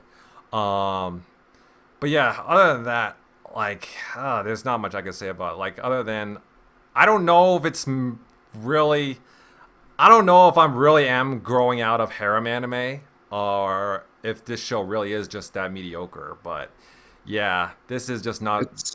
This anime is just not doing it for me. Speaking of the girls, Asi is voiced by Sakura Ayane, and I gotta say, her most recent filmography has been getting weird, because she voiced Asi in this show which I do not like. She also voices Ira in Dandadan, which Ira I still don't like. And she also voiced that one Gyaru chick from Hokkaido Girls. Definitely do not like. Also, she voices God, what's her name? Fiona from Spy X Family. So yeah, I don't know. I don't know if Sakura Ayana's been chasing the pink chick lately, but what was that? I think you're just a hater at this point. Maybe, but it's just like, I mean, I really want to like Sakura Ayane, but she's not been in a lot of anime that I'm raving over. She's not been in a lot of roles that I've been really enjoying from her. Say it louder. Say it louder. But yeah, I don't think I really have much else to say about this. All right, Ryu then. Ryu, you watching this? All I can tell you now. But I have nothing good to say. I have nothing good to say about it. Gotcha. Absolutely nothing good to say about it. Kawaii, Right. I recommend you drop the series now before you get hurt. You know what? I believe you. I believe you. Because the moment that the arc get adapted, oh my god, there is gonna be a lot of discussion about it on the internet, on Twitter, and I'll be there for it. Oh, And boy. I have every right to say that she is indeed the worst girl of the series. Too. Oh God. Which one? Okay. Wait. Huh? Which one you talking about? I mean, since Kawaii Anipop is dropping it. You can spoil. It's okay. Yeah, we but don't give a shit about spoilers. But on the other hand, maybe other viewers don't want to get spoiled. Oh, yeah, on the that's other true. hand, I don't care. I don't give a fuck. Childhood friend. The childhood friend. Okay, gotcha. Oh. well, that says a lot, Yikes. actually. Yep. What she about to do in the coming arc, you guys will definitely hate her for. Mm. But I'm gonna see it on the Discord anyway, probably with discussions. So Yeah. I'm gonna figure out what's gonna happen anyway. Yeah. Because I know there's going to be one Twitter channel that is going to defend her. I will guarantee you that there will be one people on Twitter that will try and defend her. Oh, And if okay. There's nothing to defend about a childhood friend in that situation. Yeah, exactly. So all I can say for now is that until that arc comes, I cannot wait to cook this anime even more. But yeah, or anything else? Well, nothing from me. I think that's fair to say we're ready to move on now. Next up on the list is, well, actually a show that I'm actually really enjoying. Actual good show. TsumaSho, aka the show with one of the worst English names. One of the most misleading English names. People call it more people say TsumaSho. I think the English translated, even though Wikipedia is called TsumaSho, I think the reason why they translated to that is because people want to know what's the actual English translated title. The real title is TsumaSho, by the way. Okay. But people translate it because people want to know what the Japanese long title means. It means, my wife turned to an elementary girl. So, yeah. It caused spark on X, I remember. Yeah. I mean, I'm not that surprised. People on Twitter love to react to things without even learning more about it. So, yeah, I mean, TsumaSho. I mean, of course, the new episode comes out tonight, and that episode is going to be very fun. That new episode tonight is going to be very fun indeed. Because, as you guys can see from the latest episode, her mom disappeared. She's now back to Marika. Yup, there's no more reincarnated mom. She is back to Marika, and she is a scared little girl. That was a good cliffhanger, actually. And you know what's even more funny? There's a police on site too. Bro, okay, that's actually that's probably one of the most infuriating things about that scene, because why is there just a random police guy there? Why did he have to show up in that moment? In Japan, each district has a koban. Koban is like a mini police station, and they usually walk around patrolling the area, and he just happened to hear a kid's crying, and he ran over. Okay. I guess I guess if you put it that way, but still, it still seems way too coincidental for me. So yeah, I mean, obviously this anime, the title is very controversial, but then as you watch the first 3 episodes, well, not even the 3 episodes, the first 2 episodes, you can kind of understand that the whole purpose of this anime is the mom helping the daughter and father to properly move on from her and helping them progress on their life and on their emotions. And of course, the daughter is now got a boyfriend. Yay for her. She can have a happy life now. And because of the mom encouraging her to be a bit more aggressive, so I'm very happy that the mom came back and helping them get on with their life again because they spent the last 10 years sulking basically.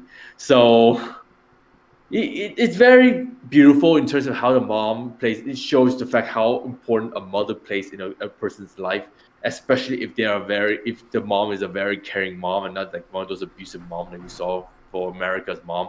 So it's very, how to say, life learning lesson that we learn from this anime in terms of how wife can have a pivotal role in teaching life lessons to the husband and daughter or son in this case. And of course, the biggest twist to this all is that Marika's mom also is still active, and Marika has a mother, and of course, she had to balance it out how she viewed her own mom and her own family. And that is definitely is what really got me more intrigued with the story is how Marika able to balance it out between those two family lives that she have. One is the life that she took away, and two is the family that she trying to go back to. So that is a very, how to say, dynamic situation that she had to face. But again, she did it very well. In the end, the mom found out about her ultimate secret that she has the memories of the wife of the guy. And Kawaii said something very wild, which I still cannot believe. Oh yeah, the I shipping. still cannot believe you said that, which we'll get into later. But it's just like how it just really hits me hard. It just goes to show that a mom can instantly just do this, just change a person's life like that. Well, of course, Marika's mom, she wanted to redeem herself, but she couldn't do that because of her divorced husband having an affair with her and having a kid that she not letting her know about it. So it really hurts her to her heart. So it makes sense to why she treat Marika the way she treat, even though she wants to avoid that behavior, but you can't. Also with her mom. Here's the kid's psychology. If you grew up with abusive parents, you will be abusive. As no matter how much you say you do not want to be like them, you will be like them because it's ingrained into your head. So I was not surprised that the Marika's mom was regretting her action, even though she did all that to Marika. But if you've been raised like that, your brain will react like that. So that's why this anime teaches a lot of people a lot of lessons. Is how you raise your kids is how your kid will behave in the future. So yeah, Kawaii, what do you have to say about it? Yeah, I suppose I can go first. Or I suppose I can go next. Yeah, I'm really liking this. I now see why people say, "Oh no, don't worry about the English title. This show is actually really wholesome." And yeah, this show is indeed very wholesome, despite the English name. And that was immediately apparent from the very first episode. Like the moment where, oh my, I'm ashamed to say I can't remember the scene word for word. But the very first episode, where near the end, where Takai basically said, "Yes, I'll always love you," to Keisuke. That was like, I think I knew at that point, like, yeah, this is the show for me. I'm gonna stick with this because that was just a really sweet moment right then and there. And this show has a lot of sweet moments. Especially I love the whole family dynamic between the Nijimas with Keisuke, Mai, and Take, the reincarnated Take. I really like the characters as well. Also, really liking what is basically Chika's redemption arc, Marika's mom's redemption arc. Because yes, she started off as a pretty terrible parent, to say the least. But however, if this story were in the hands of a lesser author, she would be an irredeemable scumbag. But that is not the case, because she eventually grew and became a very decent mother. And I honestly feel like that change it didn't feel forced. It didn't seem like a forced way to try and gain sympathy from a despicable character. Because, in fact, I felt, to me, that's her whole change, her whole redemption it felt right. It felt, I suppose I would say it felt natural. At least it felt very believable, especially considering her circumstances. Because when you think about it, like, it's not like Chika didn't like physically abuse Marika or anything like that. But how she was neglectful, and you can and but she still wanted to be there for her daughter, and you can tell. We also saw, like, many times, like, they did spend time together as mother and daughter. They had genuinely enjoyable, fun times together as mother and daughter. There were points before and after her divorce where she really genuinely loved Marika. She was genuinely a very caring mother. I think that's one of the biggest reasons why her redemption it just felt so right. And yeah, also, of course, there's a lot of a lot of emotional moments as well, aside from the wholesome and the cute. Also, some pretty comedic moments. And yeah, that episode at the time we're recording this, I think the latest episode was like episode 6. That cliffhanger was fucking brutal because now there's no more reincarnated Takae, and now the Keisuke and Maya are in trouble with the police. So yeah, I'm very interested in seeing where that goes. Now, I did talk about this during and also talk about this in Memories Discord. One of the things that I'm not too fond of is Mai and Renji's relationship, because to me, I just can't help but think that it feels very rushed. It feels kind of rushed because we only see them have like one outing together, and all of a sudden, they're dating now. Like, yeah, I suppose, yeah, I get it. Like, we can see it coming. Like, it was pretty obvious they were going to be an item, but I still would like to see some more development between the two.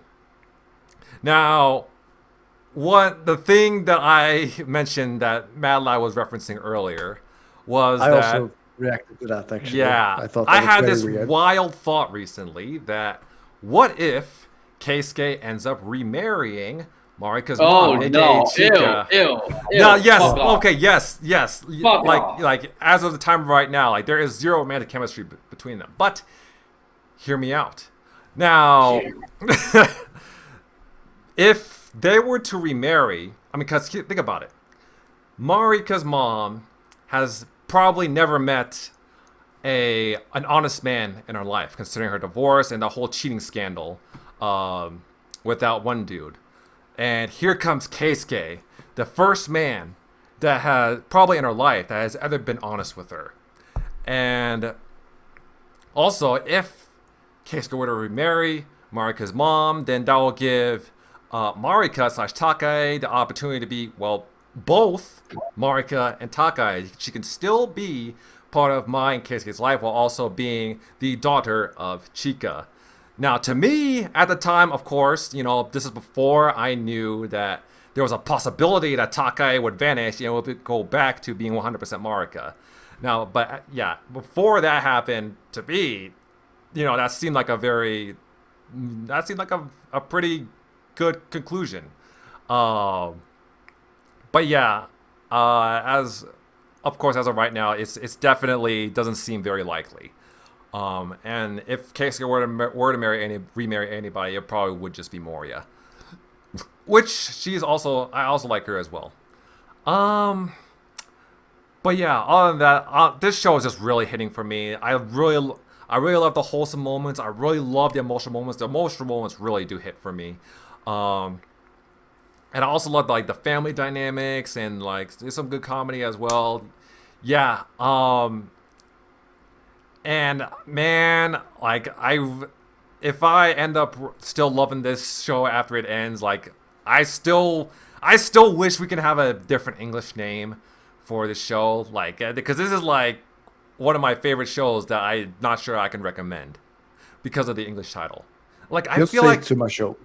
just say I think people should just say TsumaSho. Like if this if the show, I feel like if the show was, the English name was instead like something like, oh, I don't know, my wife got reincarnated as an elementary school student, or how somehow my wife became an elementary school student, then I feel like it wouldn't cause as much controversy. But it is what it is, I guess. But yeah, that's pretty much it for me. All right. Do you want to go first, or should I do, Ryu? You decide. I personally I'm personally not too crazy about this adaptation, and yes, it has to do with the fact that it's cutting a lot of content. That's why a lot of scenes to me when I'm watching the anime felt weird, with the way it kind of jumps to certain parts. It just feels like some of the stuff that should have been developed properly. Well, like the part where, like the twist at the end, with where it's just where it's like the twist at the end with the part where Marika disappears. yeah, and then it's just the original Marika. baby, like that. I feel there was no build up for that moment. I don't think there was a sufficient enough build up to that moment to really make it feel like a shock to me. It just felt like, to me, I don't want to feel like I'm hating or anything, but it just felt like an annoying twist to me, if anything, for some sort of shock value.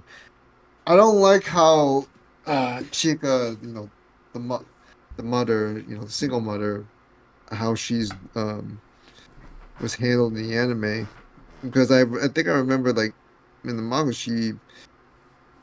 she had there's it feels like there was more context to her, there was more context to her backstory that wasn't as elaborated on. And I understand, like, they're doing cutting corners, but they're cutting corners too much. They're shoving what's around 100 chapters into a single episode. It doesn't feel like one that's going to get a second season either. Maybe maybe like a movie, I guess, something like how that one cross dressing anime from last season was, I guess. Senpais and Tokonoko. Yeah, that one at least, like, that was rushing through things, but and it's just gonna finish off in a movie, I guess. But this one is just going to the big highlights, but it's not doing anything to portray the crucial stuff in between that would lead up to those moments. So it just feels like a nothing burger to me at the moment with this adaptation. I'm just here, and like, I feel like I don't get much of anything. Keisuke feels a little. Keisuke, in the manga, I'm not gonna say he's any less of a reactive guy, but he comes up a little bit more annoying in terms of the adaptation so far.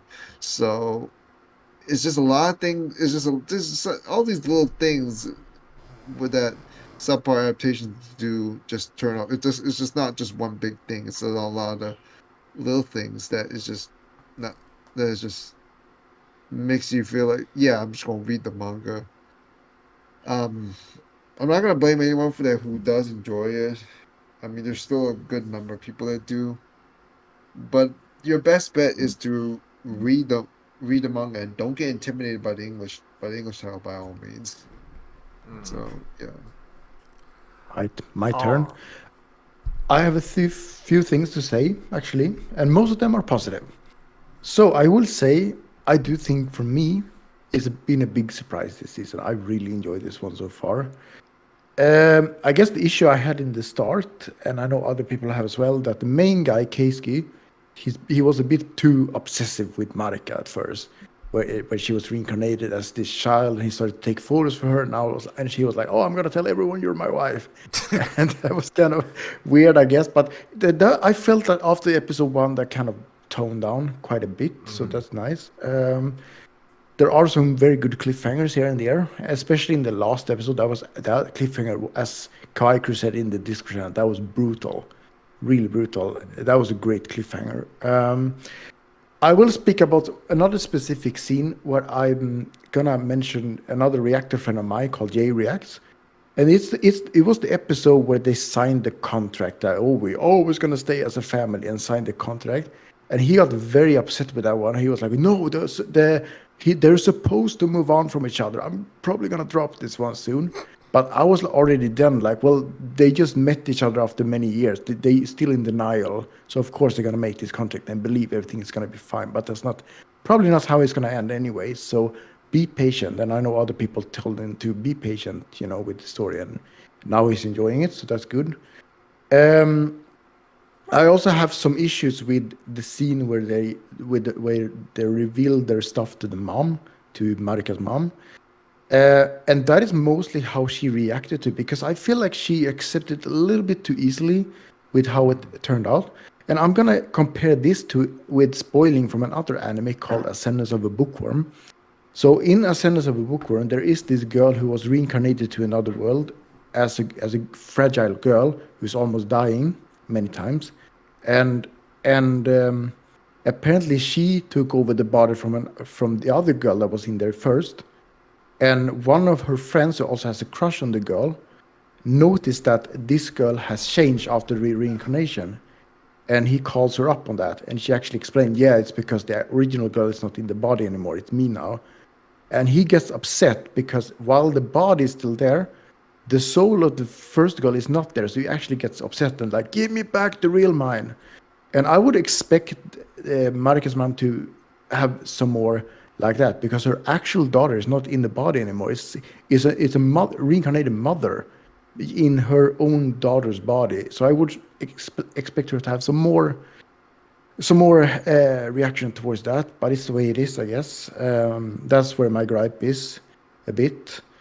I'd also want to come back to the mom a bit, because I actually understand her a lot more after seeing her backstories and everything with how her mother was, and also how, her boyfriend who had a double life, etc. Like, I would also expect that Marika's dad probably was a douche too. That's why he's not in the life anymore, with her at least. I don't think he died. I think he probably left, right?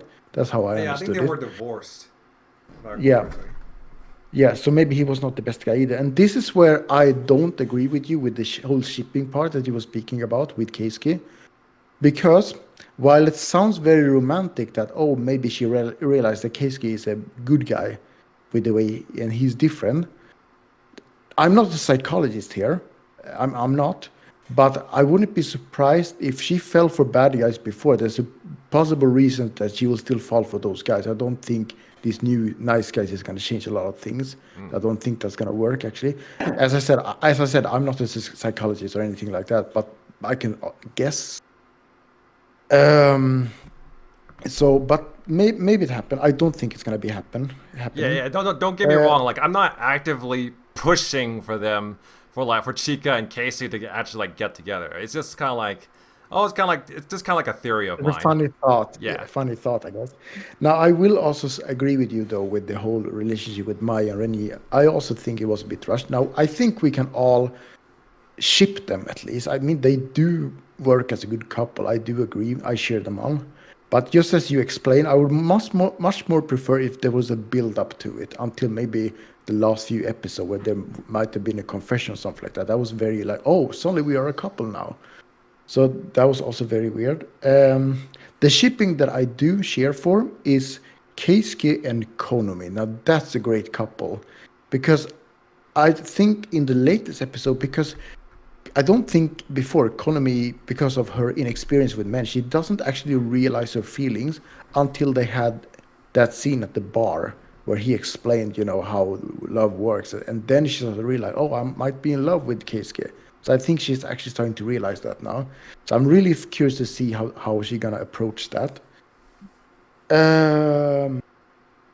And I do want to also comment on Ryu's station when he talked about the cliffhanger at the end, because I do understand him that there was a big surprise. There wasn't really much build up to it.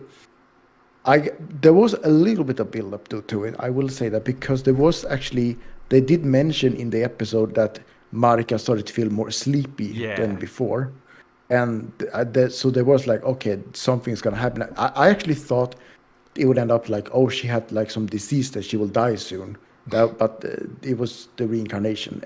No, sorry, she just left. The soul just left. But yeah, there were signs there. I guess I don't have too much else to say. I'm curious to see, because I wouldn't be surprised if the anime is going to end on a way that... Now, I haven't read the source material, so this is not spoilers, but I would expect this show to kind of work on them eventually moving on from Marika, because I think the whole point of Marika coming into their life is because they hadn't moved on. So they needed that time with her to actually move on for real and accept the situation. So I think I would expect that the whole her leaving the body would eventually make sense, that after she left permanently, maybe then they can actually move on with their life. And maybe Keisuke will get remarried to Konomi. We'll see. But yeah, I'm enjoying it so far. It's been a great show so far. Yeah, and a couple more things I want to add before we move on. Going back to the whole Marika reverting, Takai reverting back to Marika's situation. Now, I've seen like an interesting like theory or like explanation behind that, in that the whole reason why Takai like reverted back to Marika in that situation was that because the whole reason why Takai was reincarnated was that Marika's home life used to be just so shit. And because of that, her mentality switched back to her previous life. But now that her home life has greatly improved and her relationship with her mom greatly improved, it's as if the story or like Marika's conscious or maybe the universe was saying, oh, you don't need to go back to your previous life anymore. You can go back to being just Marika, and that's why Takai disappeared. Now, of course, I don't know if that's exactly true, but I think it would kind of fall in line when you think about it with the whole moving on aspect, because I think that may be a motivator for getting Keisuke to finally move on from Takai. I also think, yeah. Sorry, move on.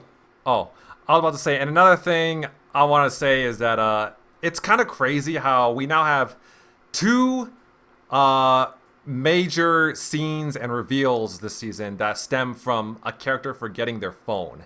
Because first we got it from Blue Box, where Chinatsu forgot her phone, and that led to Hina discovering Taiki and Chinatsu living together. And now we have it in this show where Marika forgot her phone, and that led to Keisuke discovering Marika's relationship with Chika. That led to those two meeting together for the first time. So I just think that's just kind of crazy to me. But yeah, go ahead, Anipode. Yeah, I was actually also going to comment on the whole thing where Marika left the girl's body. That I'm curious to see how the mother is going to react when her actual daughter is back in the body again. Because as you mentioned before Marika took over the body, they didn't have a good relationship, right? As far as I understand it. But I'm curious to see the change here. And I'm sure the daughter who is in the actual body now will be very surprised with the change of her mom. And hopefully from there, their relationship will be improved a lot thanks to Marika. So I think Marika doesn't really only do change in her own family and trying to have them to move on, but also heal the relationship between the actual girl and her mom, which is going to be very interesting to see. Mm-hmm. But yeah, other than that, I have nothing else to say, so I think we can move on now. So, next up on the list, Natsume Book of Friends Season 7. Not watching. Yeah, not watching either. Okay, me and Real can handle this. Me and Real can handle this. Okay, let's see what we got for this. yeah, it's good to see Natsume back after 7 years. 7 years, by the way, since the previous season. And nothing has pretty much changed other than, Natsume just being Natsume and Yanko Sensei just being Yanko Sensei. I literally bought an apron, a Yanko Sensei Fear attack. apron. Okay. I literally Nice. bought a Yanko Sensei apron just to show my love for the series. So, I mean, It's crazy because there isn't much to say. As much as I really like this show, there isn't much I can really comment it. I will say about I will say about this one about that one episode with the dragon with the flying dragon. And the way it was the twist that was set up with that one was I really know. cool. I feel like it was more of a test for Natsume set up, but that was intentionally set up Dude, because ever since his first introduction back in season 1, back in 2007, I was like, okay, he's just a very fun supporting yokai. It's 13, 14, 15 years later, big review. Holy shit. yeah. Oh my god. That That was twist was really that twist was really good. I was not counting on the guy like the fact that he sets himself up as wanting to find a comb, and then he turns out to be the same the very same the dragon that dropped the scales. Yep. Again, it's testing Natsume, testing that resolve, and trying to, and I guess in a way, helping him like see, try to see the value of things, like because Natsume was trying to do it all on his own. You're right, but he was able to eventually get that scale with the help of his friend. I mean, the power of friendship, book of friends. Yeah, It's got book it's of friends for a simple, reason. but it's simple, but it works, and that's why the twist was so good. When it turns out the very thing sought after, it was the same.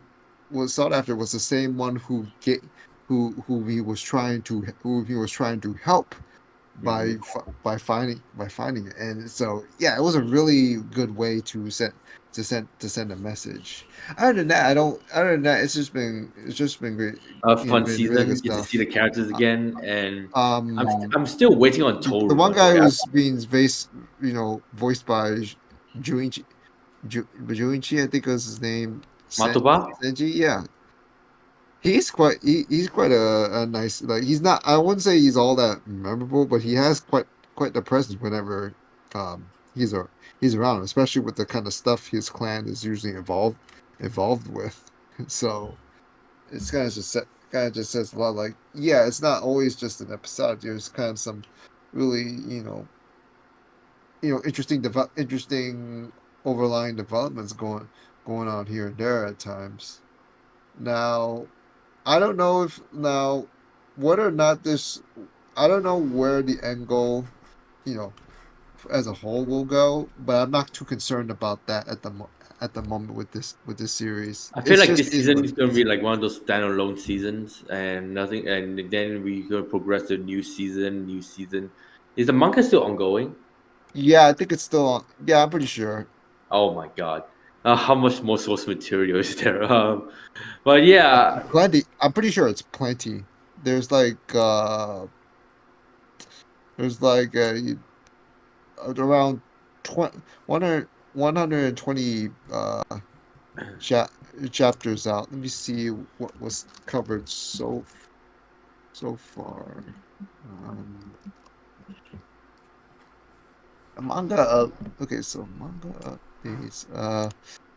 The last time it's only up to like the movie last the movie only covered the latest movie before that only covered up to chapter 96. So yeah, there's still plenty of things to go on.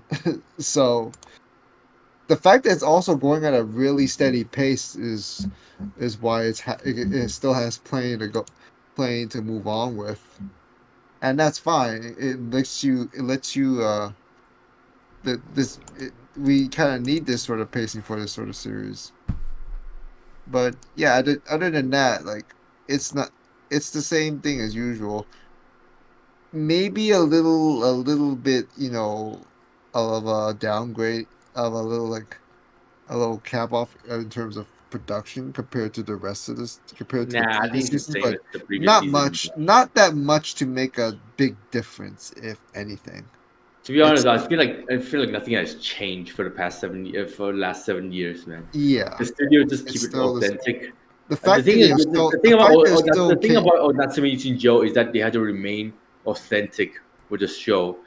Don't change it as much as like we see for other series. Keep it the same. Keep the vibe the same. Same soundtrack. All good. So that's all they need to do. yeah, that exactly. That's all he did. Like I said, this show is very episodic, very fun. Nyako Sensei is being a very fun supporting characters as always. I love And I love his presence, man.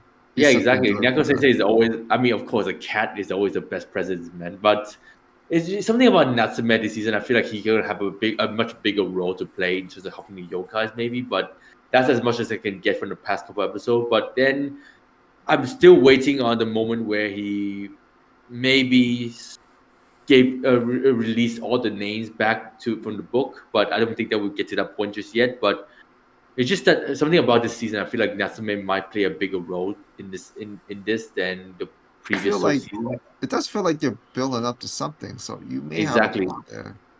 And I'm still waiting on Toru, for God's sake. I haven't seen her yet. I need to see her. She's a fun character. Fun girl to addition to the series. But, well, I mean, new episode tomorrow. I still need to make a YouTube short for the latest episode. I'm still need to react to that latest episode, the YouTube short. But, I mean, Matoba, I mean, he is what he is, I guess, in this case. But, yeah, looking forward to more Natsume greatness. And hopefully the final episode of the season should it'll at least indicate to us that we're gonna get a sequel, or we're just gonna wait another 7 years. Oh well, whatever, man. So yeah, that's all I need to say for now. Okay, Kawaii, you're up. All right. Next up on the list is How I Intended an All Guys Mixer. Am I correct in saying I'm the only person who is actively watching this? Okay, Kawaii, this is your TED talk. I'm actually interested to hear your thought because it sounds like you've been very passionate about it. So Okay. Kawaii, this is your TED talk so. moment.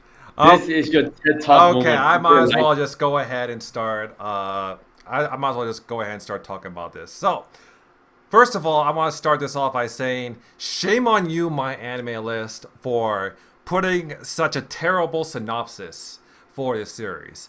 Because I remember, if you look at the synopsis on my anime list, it doesn't explain at all what this show is really about. Because if you go solely off the PV and the synopsis on my anime list, you're gonna think, oh, this is just another yaoi boy BL type show. I legitimately had to go to live chart, to the page on live chart to get the full idea of the show. The synopsis on live chart explains it a lot better. It explains that it's not a BL show, but it is in fact a show about where it does have girls, but the girls are cross-dressing as men. So, yeah, I really wish MAL can actually explain that instead of giving such a vague description of the series. But yeah, anyways, overall, I think I've been really in just another romance anime that I'm really enjoying. Because I just really love the romantic chemistry between the three guys and the three girls. Personally, I've found that when it comes to romance and rom-com type shows, I'm a sucker for romance and rom-com anime that has more than one ship, that has more than one couple.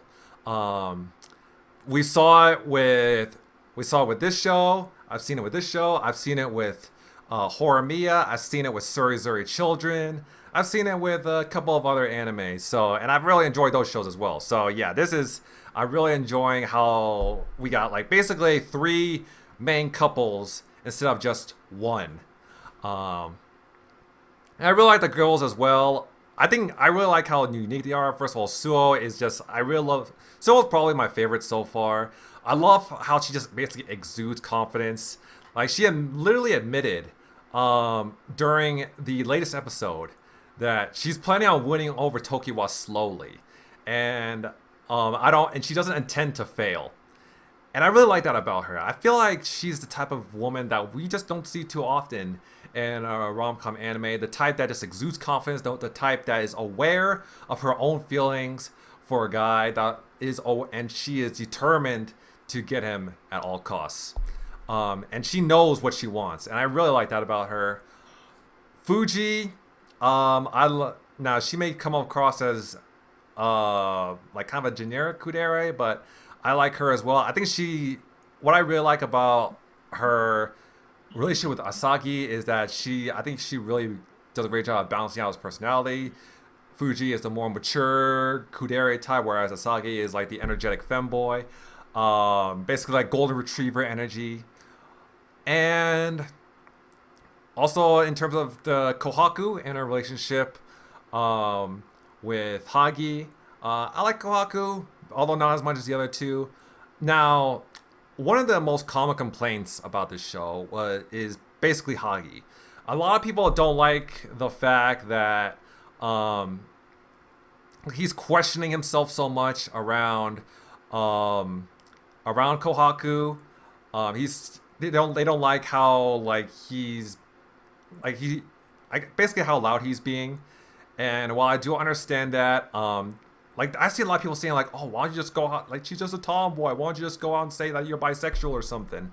Now, I disagree with that because, and the important thing to keep in mind, these girls are not just tomboys. They're when they cross-dress as men, their appearance is so convincing that it's hard for guys like Hagi to look past their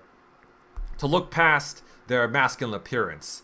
And it's not so much that Hagi is like homophobic or anything, or he doesn't want to admit that he's bisexual. It's just like, or it's not that so much he's against tomboys. It's more so the fact that he's conflicted because Kohaku and the other girls look so much like guys, even though he knows that they're women. So that's why you see him so often going, "Oh my god, am I gay now?" Like it.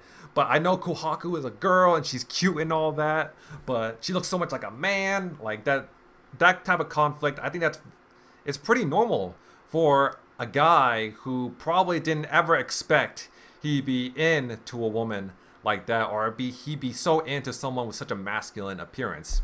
And the important thing to keep in mind for those who want to say, "Oh, why don't you just go ahead and admit that you're bisexual?" Like, first of all, like it's hard for somebody, let alone like a man, to admit they're just bisexual. Like, you don't just go wake up and one day and say, "Oh, I guess I'm bisexual now." Like, that takes so much time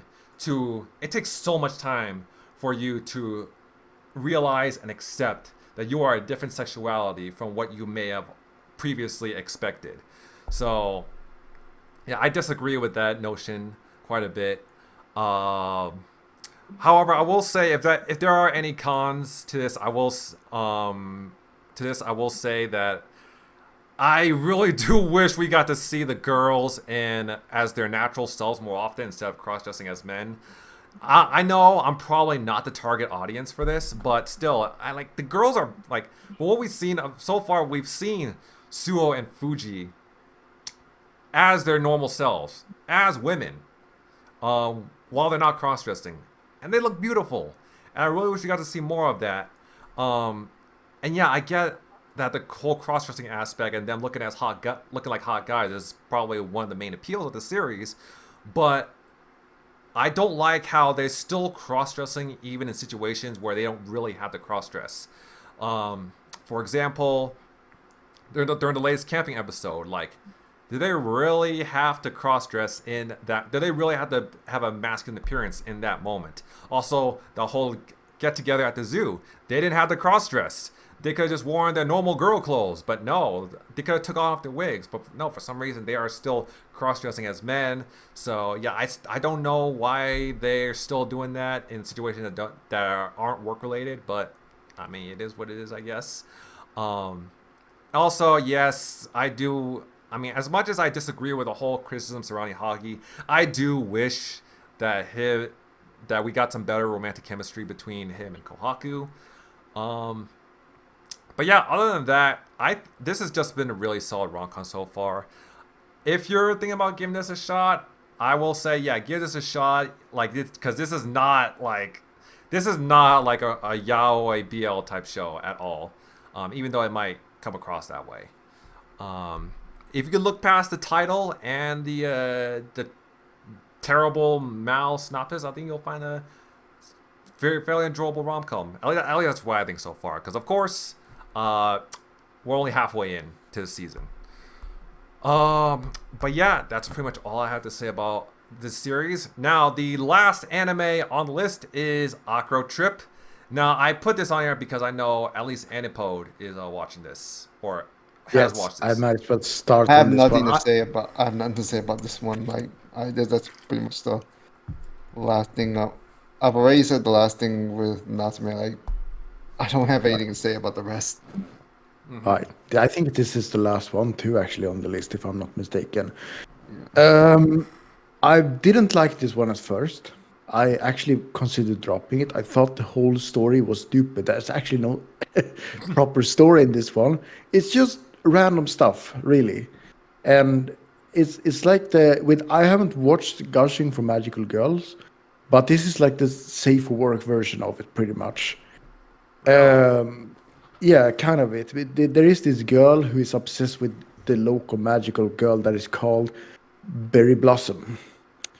And she, in one way or another, she joins the evil corporation that is there. They're supposed to fight this magical girl, but she's still obsessed with that magical girl.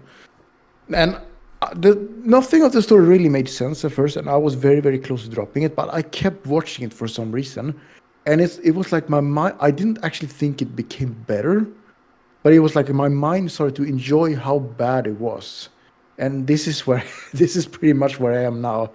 Like, nothing still makes sense. There was like this one scene where I think the main villain, he left the city where he fight the Berry Blossom, the magical girl. And because the magical girl didn't have any opponent, she had no one to fight for, she decided to do volunteer work. So she picked up trash at the beach instead to be the good girl here, which I thought was very funny, actually. The one thing also that despite them being the villain and the magical girl, he's not that evil. It's actually been a situation where he has saved the magical girl because his job was taken over by someone that was actually evil and wanted to hurt the magical girl. So he cooperated with her to defeat that guy, and then they became close again. And this is actually so weird. This is where the story is now, that Berry Blossom, the magical girl, she's developed feelings for him now because he was like, "You're an important part of my life," and he meant because he can be the villain then with her. But she started blushing now, and now she's getting these romantic feelings to him, which is kind of interesting. I also do like his bear companions. One thing I didn't like, actually, because Berry Blossom, she has like a cat or cat familiar or something like that. I would enjoy it more if he was actually a cat familiar from the start, but apparently is a previous person who tried to apply for the evil corporation but failed the test. So the evil corporation transformed him into the cat, and then he decided to join the good magical girl instead, which, yeah, that's kind of a weird twist. But despite how, I still think it's a bad story because nothing makes sense whatsoever. I think the whole point of the show is just to make absolutely zero sense. But it's still enjoyable somehow, and I'm enjoying the ride. That's pretty much what I'm gonna say. Gotcha. Anyone else watching this? Alrighty then. So that is the end of our list for the our fall 2024 podcast. So, is there anything else you guys want to talk about, or are we ready to wrap this up? I think we can wrap this up, right? Finally finished. That's pretty much it, honestly. Alright, on that, thank you guys for watching. Have a great day. Subscribe to my channel, subscribe to these guys' channels. Follow me on Twitter, and I will see you guys next time.